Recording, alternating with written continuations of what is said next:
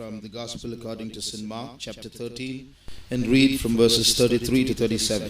மறுபடியும் மார்க் 13ஆம் அதிகாரம் 33ஆம் வசனத்திலிருந்து 37ஆம் வசனம் வரைக்கும் வாசிப்போம். அக்காலத்தை நீங்கள் அறியாதபடியால் எச்சரிக்கையாயிருங்கள், விழித்திருந்து ஜெபம் பண்ணுங்கள். ஒரு மனுஷன் தன் வீட்டை விட்டு புரதேசத்துக்கு பிரயாணம் போக எத்தனிக்கும் போது தன் ஊழியக்காரருக்கு அதிகாரம் கொடுத்து அவனவனுக்கு தன் தன் வேலையையும் நியமித்து விழித்திருக்கும்படிக்கு காவல் காக்கிறவனுக்கு கற்பிப்பான். அப்படியே நீங்களும் விழித்திருங்கள். ஏனெனில் வீட்டு ஜமான் சாயங்காலத்திலோ நடுராத்திரியிலோ சேவல் கூவும் நேரத்திலோ காலையிலோ எப்பொழுது வருவான் என்று நீங்கள் அறியீர்கள். நீங்கள் நினையாத வேளையில் அவன் வந்து உங்களை தூங்குகிறவர்களாக கண்டுபிடியாதபடிக்கு விழித்திருங்கள். நான் உங்களுக்கு சொல்லுகிறதை எல்லாருக்கும் சொல்லுகிறேன், விழித்திருங்கள் என்றார். Take ye heed, watch and pray, for ye know not when the time is. For the Son of Man is as a man taking a far journey, who left his house and gave authority to his servants and to every man his work, and commanded the porter to watch. Watch ye therefore, for ye know not when the master of the house cometh, at even, or at midnight, or at the cock crowing, or in the morning, lest coming suddenly he find you sleeping. And what I say unto you, I say unto all, watch. Praise the Lord. கர்த்தருக்கு ஸ்தோத்திரம். The topic of these Bible studies is the last days. இந்த வேத பாடங்களின் தலைப்பு கடைசி நாட்கள். Comparing current events with the Word of God, we are trying to establish the fact that we are living in the last days. இப்பொழுது நடைபெறுகிறதான சம்பவங்களை வைத்து தேவனுடைய வசனத்தோடு கூட ஒப்பிட்டு பார்த்து நாம் கடைசி நாட்களில் இருக்கிறோம் என்பது இந்த வேத பாடத்தினுடைய கருத்து. We have to count not the years before us but the days before us. நமக்கு முன்பா இருக்கிறதான வருஷங்களை நாம் எண்ண வேண்டியவர்கள் அல்ல, நமக்கு முன்பா இருக்கிறதான நாட்களை எண்ண வேண்டியவர்களா இருக்கிறோம். We are very very close to the coming of the Lord Jesus Christ. நாம் கர்த்தராகிய இயேசு கிறிஸ்துவின் வருகைக்கு மிக சமீபத்தில் காணப்படுகிறோம். We are not preaching these words just to scare people. இந்த வசனங்களை நாங்கள் ஜனங்களை பயமுறுத்துவதற்காக பிரசங்கம் பண்ணுகிறதில்லை. But these are words of truth so that we might know what's happening around us, so that we might wake up out of our sleep. ஆனால் இந்த வார்த்தைகள் சத்தியமுள்ள வார்த்தைகளா இருக்கிறது. இதன் மூலமாக நம்மை சுற்றிலும் என்ன நடக்கிறது என்பதை அறிந்து கொண்டு நாம் விழித்தெழும்ப வேண்டியவர்களா இருக்கிறோம். In verse 34 of this chapter, we read of the porter who was commanded to watch. 34ஆம் வசனத்தில் நாம் வாசிக்கும் போது காவல் காக்கிறவனுக்கு கொடுக்கப்பட்டதான வேலை குறித்து நாம் வாசிக்கிறோம். அவன் விழித்திருக்க வேண்டும் என்கிறதான வேலை. So he is commanded to watch, that's his duty. விழித்திருக்க வேண்டும் என்பது அவனுடைய வேலையா இருக்கிறது, அது அவனுடைய கடமையாகும். In the church also certain people have been assigned this duty of watching and telling others what is going on. சபையிலும் கூட சில ஜனங்களுக்கு இப்படிப்பட்டதான ஒரு கடமை கொடுக்கப்பட்டிருக்கிறது, விழித்திருக்க வேண்டியதான கடமை. அவர்கள் விழித்திருந்து மற்றவர்களுக்கு என்ன நடக்கிறது என்பதை அறிவிக்கிற இருக்க வேண்டும். They are called the prophets. இவர்கள் தீர்க்கதரிசிகள் என்று அழைக்கப்படுகிறார்கள். In the word is good in Tamil. The word for prophets in Tamil is those who can see ahead. தமிழில் இந்த வார்த்தை நன்றாக உள்ளது. தூரத்தில் இருக்கிறதை பார்க்கக்கூடியவர்கள். They can see far away. அவர்கள் தூரத்தில் இருக்கிறதை பார்க்கக்கூடியவர்களா இருக்கிறார்கள். So these prophets or porters should watch and see far away and tell the church and tell the world what is happening. எனவே இந்த வாசல் காக்கிறவர்களாகிய தீர்க்கதரிசிகள் தூரத்தில் இருப்பதை பார்த்து என்ன இருக்கிறது என்பதை உலகத்தாருக்கும் தங்களோடு கூட இருக்கிறவர்களுக்கும் அறிவிக்க வேண்டியவர்கள். Now after Jesus said these words, இயேசுவானவர் இந்த வார்த்தைகளை கூறி முடித்த பின்பு he looked at the people he was addressing and he said, you also therefore watch. அவர் பேசினதான அந்த ஜனங்களை பார்த்து நீங்களும் கூட விழித்திருங்கள் என்று கூறுகிறார். That's what we read in verse 35. Watch ye therefore. அதைதான் நாம் 35ஆம் வசனத்தில் வாசித்தோம். நீங்களும் விழித்திருங்கள். To whom was he speaking? அவர் யாரோடு கூட இதை கூறுகிறார்? Read verses 3 and 4 of the same chapter. அதே அதிகாரத்தினுடைய 3ஆம் 4ஆம் வசனத்தை வாசியுங்கள். பின்பு அவர் தேவாலயத்துக்கு எதிராக ஒலிவ மலையின் மேல் உட்கார்ந்திருக்கையில் பேதுருவும் யாக்கோபும் யோவானும் அந்திரேயாவும் அவரிடத்தில் தனித்து வந்து, இவைகள் எப்பொழுது சம்பவிக்கும்? இவைகளெல்லாம் நிறைவேறும் காலத்துக்கு அடையாளம் என்ன? எங்களுக்கு சொல்ல வேண்டும் என்றார்கள். And as he sat upon the Mount of Olives over against the temple, Peter and James and John and Andrew asked them privately, tell us, when shall these things be, and what shall be the sign when all these things shall be fulfilled? So this whole chapter is a private conversation between Jesus and 4 of his disciples. எனவே இந்த முழு அதிகாரமும் இயேசுவுக்கும் அவருடைய 4 சீஷர்களுக்கும் இடையே நடைபெற்றதான ஒரு சம்பாஷணையாய் இருக்கிறது. So after Jesus said the porter was commanded to watch, he was telling these 4 disciples, you also watch.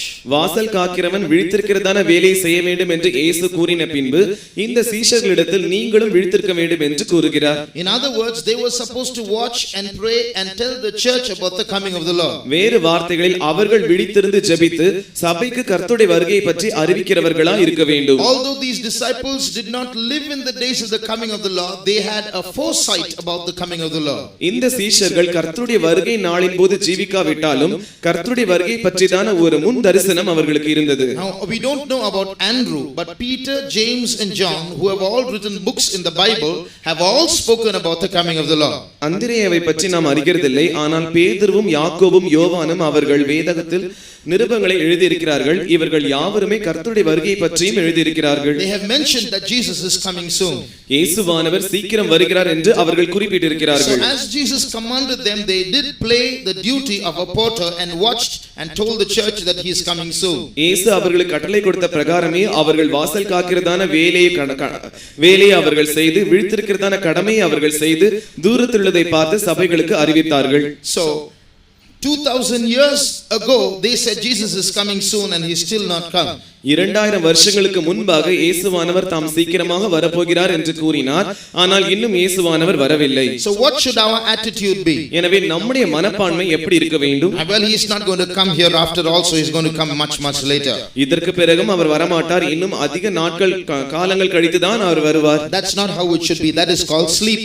அது அப்படி நாம் எண்ணக்கூடாது, அதுதான் நித்திரை தூக்கம் என்று அழைக்கப்படுகிறது. On the other hand, if 2000 years ago they said he is coming soon, how much more sooner it will be now? மற்றொரு பக்கத்தில் 2000 வருஷங்கள் முன்பாகவே அவர் சீக்கிரமாய் வருகிறேன் என்று கூறியிருக்கிறார். அப்படி இருக்கும் என்றால் இந்த நாட்களில் அது எவ்வளவு சமீபமாய் இருக்கிறது. That's called awareness.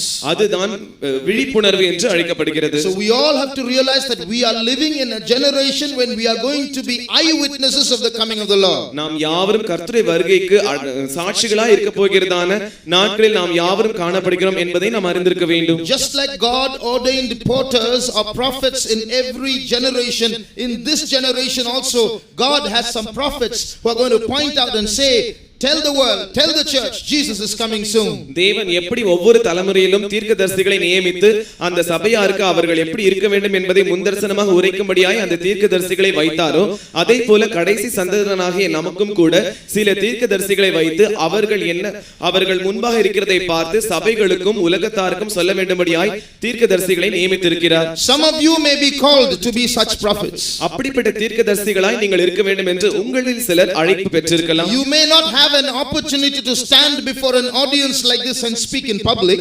ஒருவேளை இப்படிப்பட்டதான பெரிய கூட்டத்திற்கு முன்பாக நின்று நீங்கள் பேசும்படியாக உங்களுக்கு தருணம் கிடைக்காமல் இருக்கலாம். But you do have people to talk to you in your society, in your workplace, amongst your relatives. ஆனால் உங்கள் சமுதாயத்தின் மத்தியிலும் உங்களுடைய உறவினர்களின் மத்தியிலும் உங்களுடைய ஜனங்களின் மத்தியிலும் நீங்கள் பேசுவதற்கு உங்களுக்கு சந்தர்ப்பம் இருக்கிறது. Have you been having any dreams recently about the coming of the Lord? சமீபத்தில் கர்த்தருடைய வருகை பற்றி ஏதாவது சொப்பனம் நீங்கள் பார்த்திருக்கிறீர்களா? Have you been having access to any of the current events that are taking place around the world that are pointing to the coming of the Lord? உலகத்தை சுற்றிலும் நடக்கிறதான சில சம்பவங்கள் கர்த்தருடைய வருகையை தான் குறிக்கிறது என்கிறதான அறிவு உங்களுக்கு இருக்கிறதா? Have you had access to such knowledge? அப்படிப்பட்டதான யோசிக்க கூடியதான திறமை உங்களுக்கு இருக்கிறதா? No, that is, people, you might be able to gather information from the papers or from other people or from the internet. You may be able to, finding so much of information is coming towards you in an extraordinary manner. செய்தித்தாள்களிலும் இன்டர்நெட்டிலும் இன்னும் மற்றும் பல வகையான தகவல்களின் மூலமாக கர்த்தராகிய இயேசு கிறிஸ்துவின் வருகை சமீபமா இருக்கிறது என்று அதிகபட்சமாக உங்களுக்கு தகவல்கள் வந்து கொண்டிருக்கிறது. Other people don't seem to be knowing it, but you seem to be getting such news from somewhere. மற்ற ஜனங்கள் ஒருவேளை அதை அறியாமல் இருக்கலாம், ஆனால் உங்களுக்கு ஏதோ ஒரு இடத்திலிருந்து இப்படிப்பட்ட சில செய்திகள் வந்து சேருகிறது. Maybe God is calling you as a porter. ஒருவேளை தேவன் உங்களை ஒரு வாசல் காக்கிறவனாய் இருக்கும்படியாய் அழைக்கலாம். God wants you first to know that he is coming very soon and he wants you to announce it to to others as well. அவர் சீக்கிரமாய் வருகிறார் என்பதை தேவன் நீங்கள் முதலாவது அறிய வேண்டும் என்று விரும்புகிறார். அதை நீங்கள் அறிந்து கொண்ட பின்பு மற்றவர்களுக்கு நீங்கள் அறிவிக்க வேண்டும் என்றும் விரும்புகிறார். But it's not enough just to gather information. ஆனால் தகவல்களை சேர்த்து வைப்பது மாத்திரம் போதுமானது அல்ல. Jesus said watch and pray. இயேசு தாமே இப்படி கூறி இருக்கிறார், விழித்திருந்து ஜெபம் பண்ணுங்கள். So it's not enough to watch, it's to know these things you must pray to know these things. எனவே விழித்திருப்பது மாத்திரம் போதுமானது அல்ல, இப்படிப்பட்ட காரியங்களை அறிந்து கொள்ளும்படியாக ஜெபம் பண்ண வேண்டியதும் அவசியமாய் இருக்கிறது. Only then the words that we speak to others will have power to wake others up. Others will just pass, will be just like newspapers passing news. அப்பொழுதுதான் நாம் மற்றவர்களுக்கு செய்திகளை கொடுக்கும்போது வல்லமையாய் அப்படிப்பட்ட காரியங்களை அறிவிக்க முடியும். நாம் ஜெபம் பண்ணாமல் காரியங்களை சாதாரணமாய் அப்படியே கூறினால் செய்தித்தாள்களில் வருகிற செய்தியை கூறுகிறவர்களைப் போல நாம் இருப்போம். Now one more event that Jesus spoke about that points to the last days is, in the last days there are going to be many wars. கடைசி நாட்களில் இருக்க போகிறதான இன்னொரு காரியத்தை குறித்து இயேசு கூறி இருக்கிறார், அதுதான் யுத்தங்கள் அதிகமாகும் என்று. I'm not going to spend much time on this. இதில் நான் அதிகமாக நேரம் எடுக்க போகிறதில்லை. But let's think of this fact. நாம் இந்த உண்மையை சற்று யோசித்து பார்ப்போம். The first world war in the history of mankind took place in the 20th century, 100 years ago. மனித வர்க்கத்தின் சரித்திரத்திலேயே முதலாவது உலகப் போர் 100 வருஷங்களுக்கு முன்பாக நடைபெற்றது. It hasn't taken place before that. அதற்கு முன்பாக அது நடைபெறவில்லை. The second world war took place 30 years after that. இரண்டாம் உலக மகா போர் அதற்கு பிறகு 30 வருஷங்கள் கழித்து நடைபெற்றது. Two successive world wars, one after the other, all in these times. இதே நாட்களில் இந்த இரண்டு போர்களுமே தொடர்ந்து ஒன்றன் பின் ஒன்றாக சம்பவித்தது. No such war has taken place in the first 19 centuries after Christ. கிறிஸ்துவுக்கு பின் முதல் 19 நூற்றாண்டுகளில் இப்படிப்பட்டதான யுத்தங்கள் நடைபெறவில்லை. And the third world war can break out any time. மூன்றாவது உலக மகா யுத்தம் எந்த நேரத்திலும் அது வெடிக்கலாம். Even today so many wars are going on in different countries. இன்றும் கூட பல வகையான தேசங்களில் பல வகையான போர்கள் நடைபெற்றுக் கொண்டிருக்கிறது. Does this not point out that as Jesus said in the last days wars will take place, we are living in that time? இயேசு தாமே கூறினதைப் போல கடைசி நாட்களில் யுத்தங்கள் நடைபெறும் என்று கூறியிருக்கிறார். அவர் கூறினது சரியா இந்த நாட்களில் நாம் வாழ்கிற நாட்களில் நடைபெறுகிறது. So from day one we are seeing incident after incident that is pointing out to the coming of the Lord. எனவே முதல் நாள் முதற்கொண்டு சம்பவத்தின் பின் சம்பவமாக இயேசுவின் வருகை குறிக்கிறதான சம்பவங்களை நாம் ஒன்றன் பின் ஒன்றாய் பார்த்து வருகிறோம். Transport and travel will increase, we saw the first day. போக்குவரத்தும் பிரயாணமும் அதிகரிக்கும் என்று நாம் முதலாம் நாளில் கண்டோம். We saw how it's happening today more than ever before. இதற்கு முன்பு இல்லாததை காட்டிலும் இப்பொழுது எவ்வளவு அதிகமாய் அது நடைபெறுகிறது என்பதை நாம் பார்க்கிறோம். Knowledge will increase, it's happening now more than ever before. இதற்கு முன்பு இல்லாததை போல அறிவானது இந்த நாட்களில் பெருகிக் கொண்டிருக்கிறது. Famines have increased more than ever before. இதற்கு முன் இல்லாததை போல பஞ்சங்கள் இப்பொழுது பெருகிக் கொண்டிருக்கிறது. Earthquakes are increasing more than ever before. இதற்கு முன் இல்லாததை போல பூமி அதிர்ச்சிகள் அதிகமாகிக் கொண்டிருக்கிறது. So sign after sign is pointing to one fact, Jesus is coming soon. எனவே அடையாளங்களின் பின் அடையாளங்களாக ஒவ்வொரு அடையாளமும் இயேசுவானவர் சீக்கிரமாய் வருகிறார் என்பதை குறித்துக் கொண்டிருக்கிறது. Now all these are natural signs. எனவே இவைகள் எல்லாம் இயற்கையாய் ஏற்படுகிறதான அடையாளங்கள். Now we are going to look at one sign that is a plot of the devil. நாம் இப்பொழுது இன்னொரு அடையாளத்தை குறித்து அதை படிக்க போகிறோம். அது பிசாசினுடைய திட்டமாய் இருக்கிறது. Read from Revelation chapter 13, read verses 16 to 18. வெளிப்படுத்தல் 13ஆம் அதிகாரம் 16ஆம் வசனத்திலிருந்து 18ஆம் வசனம் வரைக்கும் வாசிப்போம்.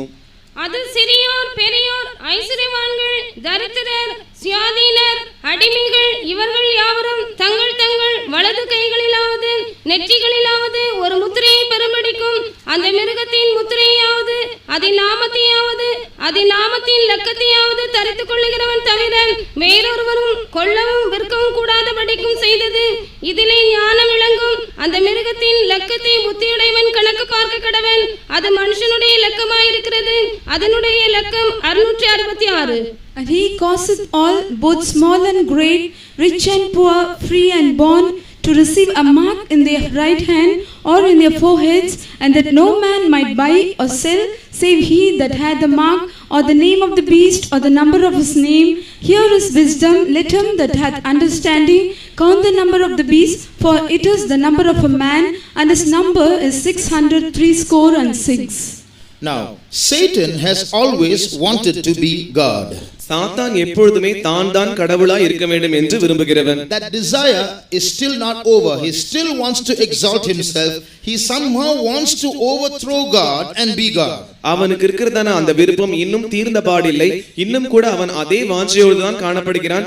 எப்படியாவது தேவனையே புறம்பாக தள்ளிவிட்டு அந்த இடத்தை தான் பிடித்துக் கொண்டு கடவுளாய் இருக்க வேண்டும் என்று அவன் முயற்சித்துக் கொண்டிருக்கிறான். And in that frenzy or craze to be God, he is making attempts to rule the world. எப்படியாவது கடவுளாய் மாறிவிட வேண்டும் என்கிறதான அவனுக்கு இருக்கிற பைத்தியமானது இந்த உலகத்தை ஆட்சி செய்யும்படியாக அவனை மாற்றுகிறது. And he wants the whole world to worship him and make them agree or admit, I am God. முழு உலகமும் தன்னை தான் வணங்க வேண்டும், அவர்கள் யாவரும் இவனையே கடவுள் என்று கூற வேண்டும், அவர்களை ஒத்துக்கொள்ள வைக்க வேண்டும் என்பது இவனுடைய திட்டம். And for that he is making subtle plans. அதற்காக அவன் வஞ்சகமான திட்டங்களை தீட்டிக் கொண்டிருக்கிறான். Many human beings have become his instruments to fulfill that plan, so that all mankind can worship him. அநேக மனுஷர்கள் இவனுடைய திட்டத்தை இந்த திட்டத்தை நிறைவேற்றும்படியாக அவனுடைய கருவிகளாய் மாறிக்கொண்டிருக்கிறார்கள். அதன் மூலமாக எல்லா ஜனங்களும் அவனை கடவுள் என்று ஏற்றுக்கொண்டு அவனை வணங்க வேண்டும் என்பதற்காக. Today he is using intellectual people, educated people, philosophers, people of high standing, and even leaders of some nations to fulfill this purpose. இன்று அவன் தன்னுடைய நோக்கத்தை நிறைவேற்றும்படியாக உலகத்தில் இருக்கிறதான அறிவாளிகளான ஜனங்களையும் படித்ததான ஜனங்களையும் மற்றும் அரசாங்கத்தில் உயர் பதவிகளில் இருக்கிறவர்களையும் அரசாங்க தலைவர்களையும் பயன்படுத்திக் கொண்டு இந்த திட்டத்தை அவன் நிறைவேற்றும்படியாய் முயற்சிக்கிறான். Now this is not happening in India till now, but it's happening in other countries. இதுவரைக்கும் இந்திய தேசத்தில் இது இன்னும் காணப்படவில்லை, ஆனால் மற்ற தேசங்களில் இது காணப்படுகிறது. But slowly it's entering here also, as we shall soon see. ஆனால் மெதுவாக நாம் சீக்கிரத்தில் பார்க்க போகிற வண்ணம் இவைகள் இந்த தேசத்திற்குள்ளும் பிரவேசிக்க ஆரம்பிக்கும். Now how is Satan going to get the whole world to worship him? சாத்தான் எப்படி முழு உலகத்தையும் தன்னை வணங்க வைப்பான்? Now when he makes the whole world worship him, he is not going to allow even one individual to escape. முழு உலகத்தையும் தன்னை வணங்க வைக்கும் போது இந்த உலகத்தில் இருக்கிற ஒரு தனிநபரை கூட அவன் விட்டு வைக்க போகிறதில்லை. No one even in a jungle, not even a tribal person can escape. காட்டில் இருக்கிற ஒருவர் கூட ஆதிவாசி ஜனங்கள் மத்தியில் ஒருவர் கூட அவனுடைய கரத்திலிருந்து தப்ப முடியாது. That's why it says the small and great, rich and poor, free and bond, they are going to come under his control. எனவேதான் இங்கு இப்படி எழுதப்பட்டிருக்கிறது, சிறியோர் பெரியோர் ஐஸ்வர்யவான்கள் தரித்திரர் சுயாதீனர் அடிமைகள் இவர்கள் யாவரும் அவருடைய கட்டுப்பாட்டின் கீழ் வரப்போகிறார்கள். Now if you look at the back side of a US $1 note, அமெரிக்க தேசத்தில் இருக்கிறதான அவர்களுடைய $1 நோட்டை நாம் பார்ப்போம் என்றால் the back side, அதனுடைய பின்புற பக்கத்தை நாம் பார்ப்போம் என்றால் there is a symbol there. அங்கே ஒரு அடையாள குறி இருக்கிறது. It's a pyramid with an eye on top of it. அங்கே ஒரு பிரமிட் இருக்கிறது, அதற்கு மேலாக ஒரு கண் இருக்கிறது. Where did that symbol come from? அந்த அடையாள குறி எங்கே இருந்து வந்தது?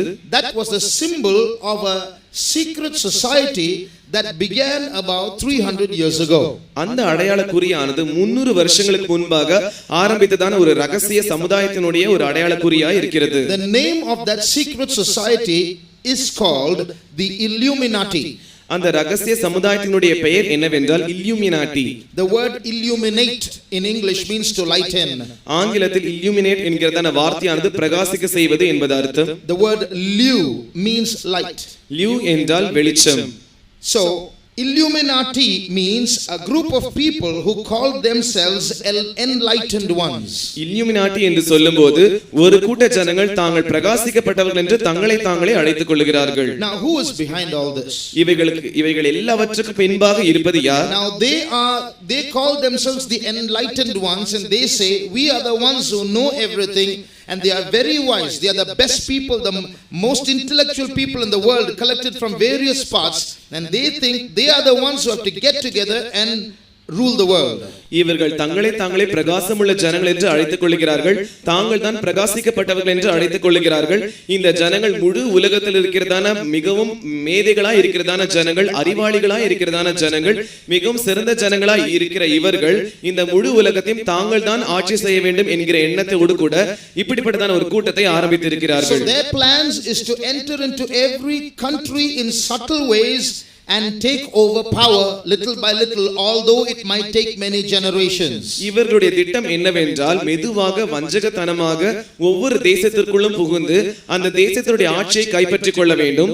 அப்படி அவர்கள் மர்மமான முறையில் கைப்பற்றினாலும் கூட அதற்கு பல தலைமுறைகள் போனாலும் அவர்கள் கவலைப்படாமல் இந்த வேலையை அவர்கள் ரகசிய முறையில் செய்து கொண்டிருக்கிறார்கள். Their plan is to change all these present forms of government and create a new kind of world government. இவர்களுடைய திட்டம் என்னவென்றால் இப்பொழுது காணப்படுகிறதான எல்லா அரசாங்கத்தையும் மாற்றிவிட்டு ஒரு புதிய உலக அரசாங்கத்தை கொண்டு வர வேண்டும் என்று இவர்கள் முயற்சிக்கிறார்கள். If you look at the back side of that $1 bill, அந்த $1 நோட்டினுடைய பின்புறத்தை நீங்கள் பார்ப்பீர்கள் என்றால் under that pyramid there will be 3 words written in Latin. அந்த பிரமிடின் கீழ் 3 வார்த்தைகள் லத்தீன் மொழியில் எழுதப்பட்டிருக்கிறது. The words are novus ordo seclorum. அந்த வார்த்தைகள் novus ordo seclorum. Novus means new. novus என்றால் புதியது என்பது அர்த்தம். Ordo means order. ordo என்றால் ஒழுங்கு என்பது அர்த்தம். Seclorum means without religion, godless. seclorum என்று சொல்வது மத சார்பற்ற தேவனற்ற.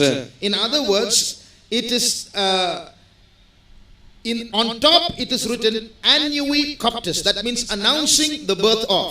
வேறு வார்த்தைகள் அதற்கு மேலாக annus coptis என்று எழுதப்பட்டிருக்கிறது.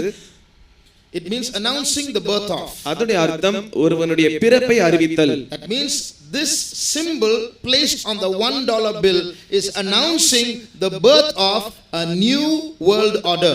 அதனுடைய அர்த்தம் என்னவென்றால் இந்த அடையாள குறியின் மேல் எழுதப்பட்டிருக்கிறதான இந்த வார்த்தைகள் ஒரு புதிய ஒழுங்கினுடைய பிறப்பை அறிவிக்கிறதான வார்த்தைகளாய் இருக்கிறது. So slowly things are going to change so that all the governments can get together and become one world government. எனவே மெதுவாக காரியங்கள் மாறிக்கொண்டிருக்கிறது. எல்லா அரசாங்கங்களும் ஒன்றாக சேர்ந்து ஒரே உலக அரசாங்கமாய் மாற போகிறது. This is not what I am saying, this is what the Bible says and this is what is happening in the world. இதை நான் சொல்லவில்லை, இதை வேதாகமமே சொல்லுகிறது. இப்படிதான் உலகத்தில் சம்பவித்துக் கொண்டிருக்கிறது. So when these things are happening around in the world, எனவே உலகத்தில் இப்படிப்பட்டதான காரியங்கள் சம்பவித்துக் கொண்டிருக்கும்போது I want to show 3 things that to highlight 3 things that we must learn as these things go on. இந்த காரியங்கள் இப்படி போய் கொண்டிருக்க 3 காரியங்களை நான் உங்களுக்கு வெளிச்சத்தில் வைக்க விரும்புகிறேன். We who are listening to these Bible studies, it's not enough just to know these things mentally. There are some things that we should learn in our lives and change our ways. இந்த வேத பாடங்களை கவனித்துக் கொண்டிருக்கிறதான நாம் இதை நாம் மன ரீதியாக மாத்திரம் அறிந்து கொண்டால் போதுமானது அல்ல. நம்முடைய வாழ்க்கையின் முறைகளை சரி செய்து கொள்ளும்படியாக அந்த காரியங்களை நாம் அறிந்து கொள்ள வேண்டியவர்களாய் இருக்கிறோம். The first thing, முதலாவது காரியம், on top of that pyramid I told you is on that $1 bill is an eye, a single eye. அந்த $1 நோட்டினுடைய பின்புறத்தில் ஒரு கண் இருக்கிறதாக நான் உங்களுக்கு கூறினேன். On top of the pyramid, அந்த பிரமிடுடைய மேல் பக்கத்தில் on top of the pyramid there is an eye. It's a single eye. அந்த பிரமிடுடைய மேல் ஒரே ஒரு கண் காணப்படுகிறது. That eye is called the eye of Horus. Horus is an ancient Egyptian god. அந்த கண் என்பது ஹோரஸ் என்கிறதான ஆதிகால எகிப்திய கடவுளினுடைய ஒரு கண்ணாய் இருக்கிறது. Now the name of that eye is called the all-seeing eye of Horus. அந்த கண்ணினுடைய பெயர் என்னவென்றால் எல்லாவற்றையும் காணக்கூடியதான ஹோரஸின் கண் என்று அழைக்கப்படுகிறது. That means this eye of that ancient god of Egypt can see all things. அதனுடைய அர்த்தம் என்னவென்றால் இந்த பழங்கால கடவுளாகிய இந்த கடவுளுடைய கண் எல்லாவற்றையும் காணக்கூடியதாய் இருக்கிறது. That's their claim. அதுதான் அவர்கள் சொல்லுகிறதான காரியம். Now why did they take that all-seeing eye of Horus and put it on this symbol, which is the symbol of the Illuminati, which wants to rule the world? இந்த எல்லாவற்றையும் காணக்கூடியதான Horus என்கிறதான இந்த கடவுளின் கண்ணை எடுத்து இந்த அடையாள குறியாக இதன் மேல் போடுகிறதான இவர்களுடைய காரணம் என்ன? இவர்கள் தான் முழு உலகத்தையும் ஆள முயற்சிக்கிறவர்கள். இவர்கள் ஏன் இதை இப்படி போடுகிறார்கள்? Why did it become part of the symbol of the Illuminati? அது ஏன் இல்லுமினாட்டி என்கிறதான இந்த சமுதாயத்தினுடைய ஒரு அடையாளமாய் மாறினது? Because Satan, who is going to rule the world very soon, is making plans. Because he personally cannot see all things at the same time like God does, he is making plans to control every individual, the movements of every individual. ஏனென்றால் அதி சீக்கிரத்தில் சாத்தானானவன் இந்த உலகத்தை வந்து ஆட்சி செய்ய போகிறான். அப்படி ஆட்சி செய்யும்போது அவன் எல்லாரையும் தனித்தனியாக பார்க்கக்கூடியதான திறமை இல்லை, தேவனுக்கு இருக்கிறதான அந்த திறமை அவனுக்கு இல்லை. எனவே இந்த உலகத்தில் அவன் வந்து ஆட்சி செய்யும் போது ஒவ்வொருவரையும் தனித்தனியே பார்க்க வேண்டும் என்பதற்காக இப்பொழுதே அவன் சில திட்டங்களை தீட்டிக் கொண்டிருக்கிறான். Now he cannot see everyone literally, but he is going to see everyone electronically. அவன் எல்லாரையும் எழுத்திற்குரிய பிரகாரமாக உடல் ரீதியாய் பார்க்க போகிறதில்லை, எல்லாரையும் மின்னணு சம்பந்தமாய் அவன் பார்க்க போகிறான். How is that? அது எப்படி? Today a new technology called GPS is now in vogue, global positioning system. இப்பொழுது ஒரு புதிய தொழில்நுட்பம் வந்திருக்கிறது, அதுதான் உலகமயமாக்கல் என்கிறதான ஒரு தொழில்நுட்பம். It's become part of our college studies also. Some of our students are doing projects on it. அது கல்லூரிகளின் படிப்பின் ஒரு பகுதியா இருக்கிறது. சில மாணவர்கள் அதில் ப்ராஜெக்டும் செய்கிறார்கள். So this global positioning system will be able to position any vehicle or even any person if necessary using satellites. இந்த உலகமயமாக்கலாகிய இந்த திட்டத்தின் மூலமாக செயற்கைக்கோளை பயன்படுத்தி எந்த மனுஷனையும் எந்த வாகனத்தையும் அவர்கள் அடையாளம் காணக்கூடியவர்களாய் இருக்கிறார்கள். So they can place what is called as a microchip on a person or on a vehicle and they can track it anywhere in the world. Microchip என்கிறதான ஒரு காரியத்தை அவர்கள் ஏதோ ஒரு நபரிலோ இல்லாவிட்டால் ஒரு வாகனத்திலோ அதை வைத்து விடுகிறார்கள். அதன் மூலமாக இந்த காரியங்கள் எங்கே இருந்தாலும் அதை கண்டுபிடிக்க கூடியதாய் அது இருக்கிறது. In some countries they have been placed GPS is being used for vehicles. In some countries GPS is being used for people also. சில நாடுகளில் இந்த உலகமயமாக்கலாகிய திட்டமானது வாகனங்களுக்கு பயன்படுத்தப்பட்டிருக்கிறது, சில நாடுகளில் அது மனிதர்களுக்கும் பயன்படுத்தப்பட்டிருக்கிறது. A company called Verichip has already started manufacturing these microchips for human beings. Verichip என்கிறதான ஒரு கம்பெனியானது ஏற்கனவே மனுஷர்களுக்கு தர வேண்டியதான இந்த மைக்ரோசிப்பை உற்பத்தி செய்ய ஆரம்பித்து விட்டது. VERI chip, Verichip, one word. This company is making these microchips to be embedded into the hands of people. If you want to know more about this, you can search for this in the net. It is there. Even the forms are available. Pay a few dollars and they can come to your house and get it chipped onto your skin if you want. இந்த நிறுவனமானது எப்படிப்பட்டதான மைக்ரோசிப்புகளை உருவாக்கி உற்பத்தி செய்து கொண்டிருக்கிறது. இதை பற்றியதான அதிகமான தகவல்களை நீங்கள் அறிய வேண்டும் என்று விரும்பினால் நீங்கள் இன்டர்நெட்டில் போய் அதை அறிந்து கொள்ளலாம். அதற்கு குறியதான விண்ணப்ப பாரங்களும் இருக்கிறது. அதை நீங்கள் பூர்த்தி செய்தால் அவர்கள் நேரடியாக உங்கள் வீட்டிற்கே வந்து உங்களுக்கு அந்த மைக்ரோசிப்பை பொருத்துகிறவர்களாய் இருக்கிறார்கள். The forms are available on the net itself. நெட்டிலே அதற்குரியதான விண்ணப்பங்கள் இருக்கிறது. So if you want to fill up those forms you can. எனவே அந்த விண்ணப்பங்களை நீங்கள் பூர்த்தி செய்ய வேண்டும் என்று விரும்பினால் நீங்கள் அப்படி செய்யலாம். But it's not for us. ஆனால் அது நமக்கு அல்ல. Now if that chip is embedded, இப்பொழுது அந்த மைக்ரோசிப் ஆனது நமக்குள் பொருத்தப்பட்டு விடும் என்றால் you're a very safe person, they say. அவர்கள் நீங்கள் மிகவும் ஒரு பாதுகாப்பான நபர் என்று சொல்லுகிறார்கள். Why are some countries using these chips? ஏன் சில நாடுகள் இந்த இப்படிப்பட்ட சிப்புகளை பயன்படுத்துகிறது? Because if you're a rich person, people can threaten to kidnap you, but wherever you are kidnapped you can be tracked. You're a safe person. ஏனென்றால் நீங்கள் ஒரு பணக்கார மனுஷனாய் இருப்பீர்கள் என்றால் உங்களை கடத்தி செல்லும்படியாக மனுஷர்கள் அவர்கள் முயற்சிக்கலாம். ஆனால் அப்படியே அவர்கள் உங்களை கடத்தி சென்றாலும் நீங்கள் எங்கே இருக்கிறீர்கள் என்பதை அவர்கள் லகுவாக கண்டுபிடிக்க முடிகிறதா இருக்கிறது. No matter where in the world you might be, they might take you to a valley, to a mountain top, to a jungle, to a haunted house, but they can find you within a 5-meter radius anywhere in the world. நீங்கள் எந்த இடத்தில் இருந்தாலும், ஒருவேளை நீங்கள் காட்டில் இருந்தாலும், மலையில் இருந்தாலும், பள்ளத்தாக்கில் இருந்தாலும், இல்லாவிட்டால் ஒரு வீட்டில் சிறை வைக்கப்பட்டாலும் கூட 5 மீட்டர் விட்டத்திற்குள்ளாக அவர்கள் கண்டுபிடிக்கக்கூடியவர்களாய் இருக்கிறார்கள். Anywhere in the world they can find you in a matter of seconds. நீங்கள் உலகத்தில் எந்த பகுதியில் இருந்தாலும் நொடி பொழுதுக்குள்ளாகவே அவர்கள் கண்டுபிடிக்கிறவர்களாய் இருக்கிறார்கள். Not only that, அது மாத்திரமல்ல, if this is promoted, they can control terrorism which is increasing in the world. இந்த காரியங்கள் முன்னேற்றப்படும் என்றால் இந்த உலகத்தில் ஏற்படுகிறதான தீவிரவாதங்களை அடக்கலாம் என்று அவர்கள் கூறுகிறார்கள். Because once terrorists are caught and imprisoned and released after that, they can be embedded with a chip. They can't escape anywhere. They do some bombing, they can't hide anywhere. They can be tracked immediately. ஏனென்றால் ஒருமுறை தீவிரவாதிகள் கைது செய்யப்பட்டு வெளியே விடப்படும்போது அவர்களுக்கு இந்த chip பொருத்தப்படும் என்றால் அதற்கு பிறகு அவர்களை கண்டுபிடிப்பது எளிதாக இருக்கிறது. அவர்கள் ஏதாவது ஒரு இடத்திற்கு போய் குண்டு வீசினாலும் கூட அவர்களை கண்டுபிடிப்பது எளிதாக இருக்கிறது. So slowly this chip is going to be embedded into human beings. எனவே மெதுவாக இந்த சிப்பானது மனுஷர்களுக்குள் பொருத்தப்பட போகிறது. Every human being is slowly going to get a chip. ஒவ்வொரு மனுஷனும் தனித்தனியே ஒரு சிப்பை தனித்தனியே பெற்றுக்கொள்ள போகிறார்கள். So through the computer the movement of every human being can be tracked. எனவே கம்ப்யூட்டரின் மூலமாக ஒவ்வொரு மனுஷனுடைய அசைவும் காணக்கூடியதா இருக்கிறது. On the one hand you will be a very safe person, no one can kidnap you, even if you disappear we can find from the computer where you are and so on. ஒரு பக்கத்தில் நீங்கள் மிகவும் பத்திரமானவர்களாய் இருக்கலாம், ஒருவரும் உங்களை கடத்த முடியாது. அப்படியே யாராவது உங்களை கடத்தினாலும் கூட கம்ப்யூட்டரின் மூலமாக நீங்கள் எங்கே இருக்கிறீர்கள் என்று லகுவாய் கண்டுபிடிக்கலாம். On the other hand you will lose your privacy. ஆனால் மற்றொரு பக்கத்தில் நீங்கள் உங்கள் தனித்தன்மையை இழந்து போகிறீர்கள். There is no place you can be alone. Somebody will know all the time where you are. நீங்கள் தனியா இருக்கக்கூடியதான ஒரு இடமும் உங்களுக்கு இருக்காது. நீங்கள் எங்கே இருந்தாலும் யாரோ ஒருவர் அதை அறிந்து கொள்வார். In other words, the computer will know where every human being is at some point of time. வேறு வார்த்தைகளில் கூறுவோம் என்றால் இந்த கம்ப்யூட்டர் ஆனது ஒவ்வொரு மனுஷனையும் குறிப்பிட்ட நேரத்திற்குள்ளாகவே அது கண்டுபிடிக்கக்கூடியதா இருக்கிறது. That is the all seeing eye.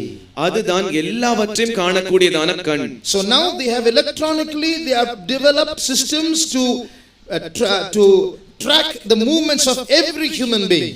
இப்பொழுது ஒவ்வொரு மனுஷனுடைய அசைவையும் அறிந்து கொள்வதற்காக மின்னணு சம்பந்தமாக இப்படிப்பட்ட தொழில்நுட்பத்தை அவர்கள் உருவாக்கி இருக்கிறார்கள். Now you may say all this is taking place abroad. Now in India we don't have such things. இவைகள் எல்லாம் வெளி தேசங்களில் தான் நடைபெற்றுக் கொண்டிருக்கிறது. ஆனால் இந்திய தேசத்திலோ இவை ஒன்றும் இல்லை என்று நீங்கள் ஒருவேளை சொல்லலாம். But look at the recent news. ஆனால் இப்பொழுது சமீபத்தில் வந்ததான செய்தியை பாருங்கள். Just a month and a half ago this news came in the newspaper. ஒன்றரை மாதத்திற்கு முன்பாக இந்த செய்தியானது செய்தித்தாளில் பிரசுரிக்கப்பட்டது. This was published in the Economic Times and in other leading newspapers also. இந்த செய்தியானது எகனாமிக் டைம்ஸ் என்கிறதான பத்திரிகையிலும் மற்றும் சில செய்தித்தாள்களிலும் அச்சடிக்கப்பட்டிருக்கிறது. This article was published on the 26th of June 2009 in the headlines in the Economic Times. இந்த கட்டுரையானது June மாதம் 26ஆம் தேதி 2009ஆம் வருஷம் பெரிய தலைப்பின் கீழ் அச்சடிக்கப்பட்டிருக்கிறது. A new department has been set up in India. இந்திய தேசத்தில் ஒரு புதிய துறை நியமிக்கப்பட்டிருக்கிறது. It is called Unique Identification Authority of India. இது இந்திய தேசத்தினுடைய தனியாக அறிந்து கொள்ளப்படக்கூடியதான ஒரு அதிகாரம் என்று அழைக்கப்படுகிறது. The co-chairman and the co-founder of Infosys has shifted his job and he's become the head of this department. Infosys என்கிற நிறுவனத்தினுடைய தலைவரும் அதனுடைய உப தலைவரும் தங்களுக்கு இருந்ததான வேலைகளை ராஜினாமா செய்துவிட்டு இந்த காரியத்தில் அவர்கள் முழு வீச்சில் இறங்கி இருக்கிறார்கள். Now he is saying that in 1.5 years from now every Indian citizen is going to get ID cards. அவர் இப்படி கூறுகிறார் அந்த கட்டுரையில், இன்னும் இந்திய தேசத்தில் 1.5 வருஷம் கழித்து ஒவ்வொரு தனி இந்தியனும் இந்த அடையாள அட்டையை பெற்றுக்கொள்ள போவார்கள் என்று. Listen to these words. You and I are going to get ID cards in 1.5 years from now. They are national identity cards.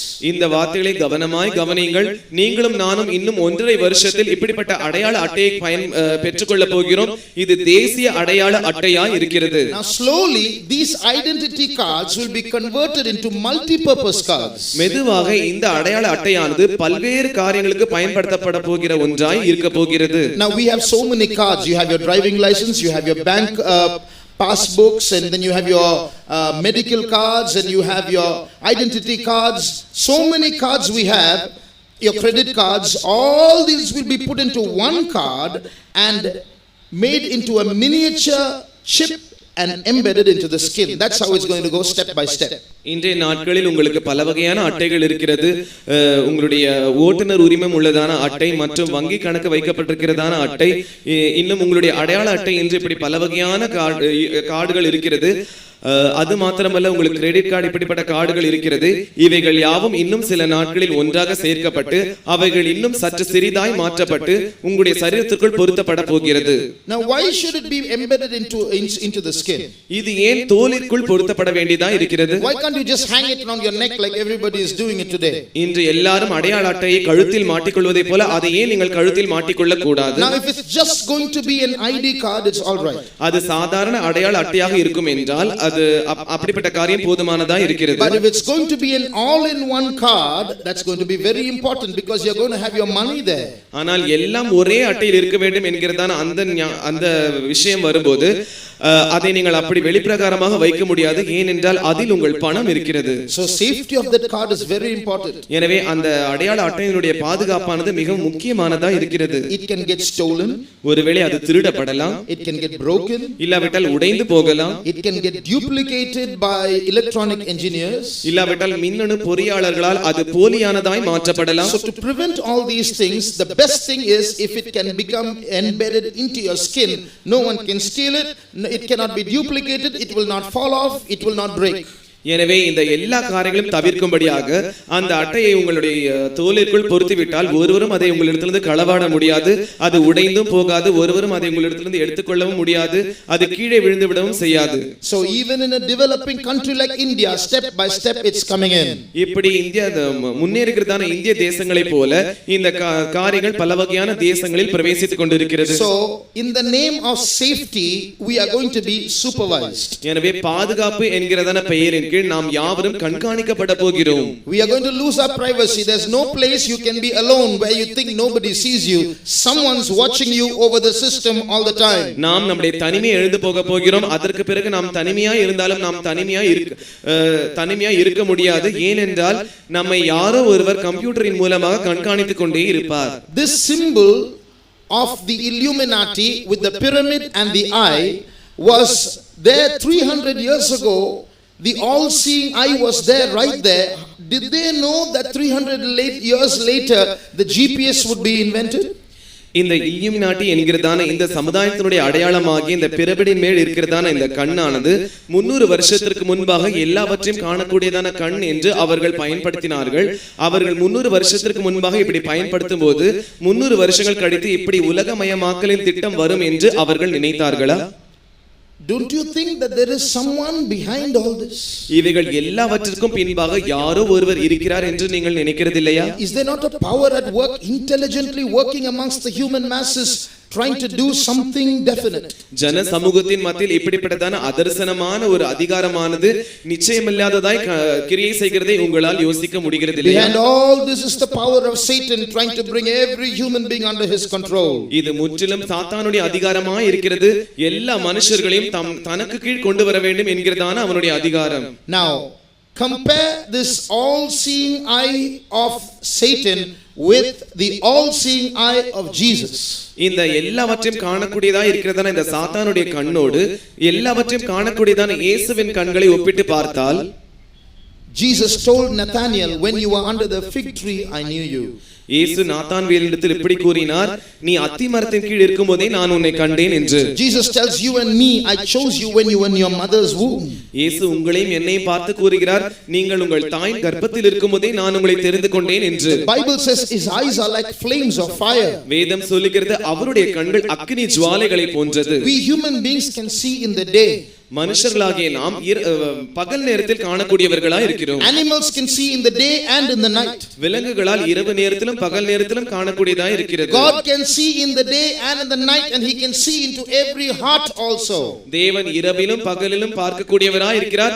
ஒவ்வொரு மனுஷனுடைய இருதயத்திற்குள்ளும் பார்க்கக்கூடியவராய் இருக்கிறார். Dear brother, dear sister, that all-seeing eye of Jesus knows what is in your heart. He knows it in every detail. He knows it better than you know about your own heart. அருமையான சகோதரனே, அருமையான சகோதரி, எல்லாவற்றையும் காணக்கூடியதான அந்த இயேசுவினுடைய கண்ணானது உங்களுடைய இருதயத்தில் என்ன இருக்கிறது என்பதை நன்றாய் அறிந்திருக்கிறது.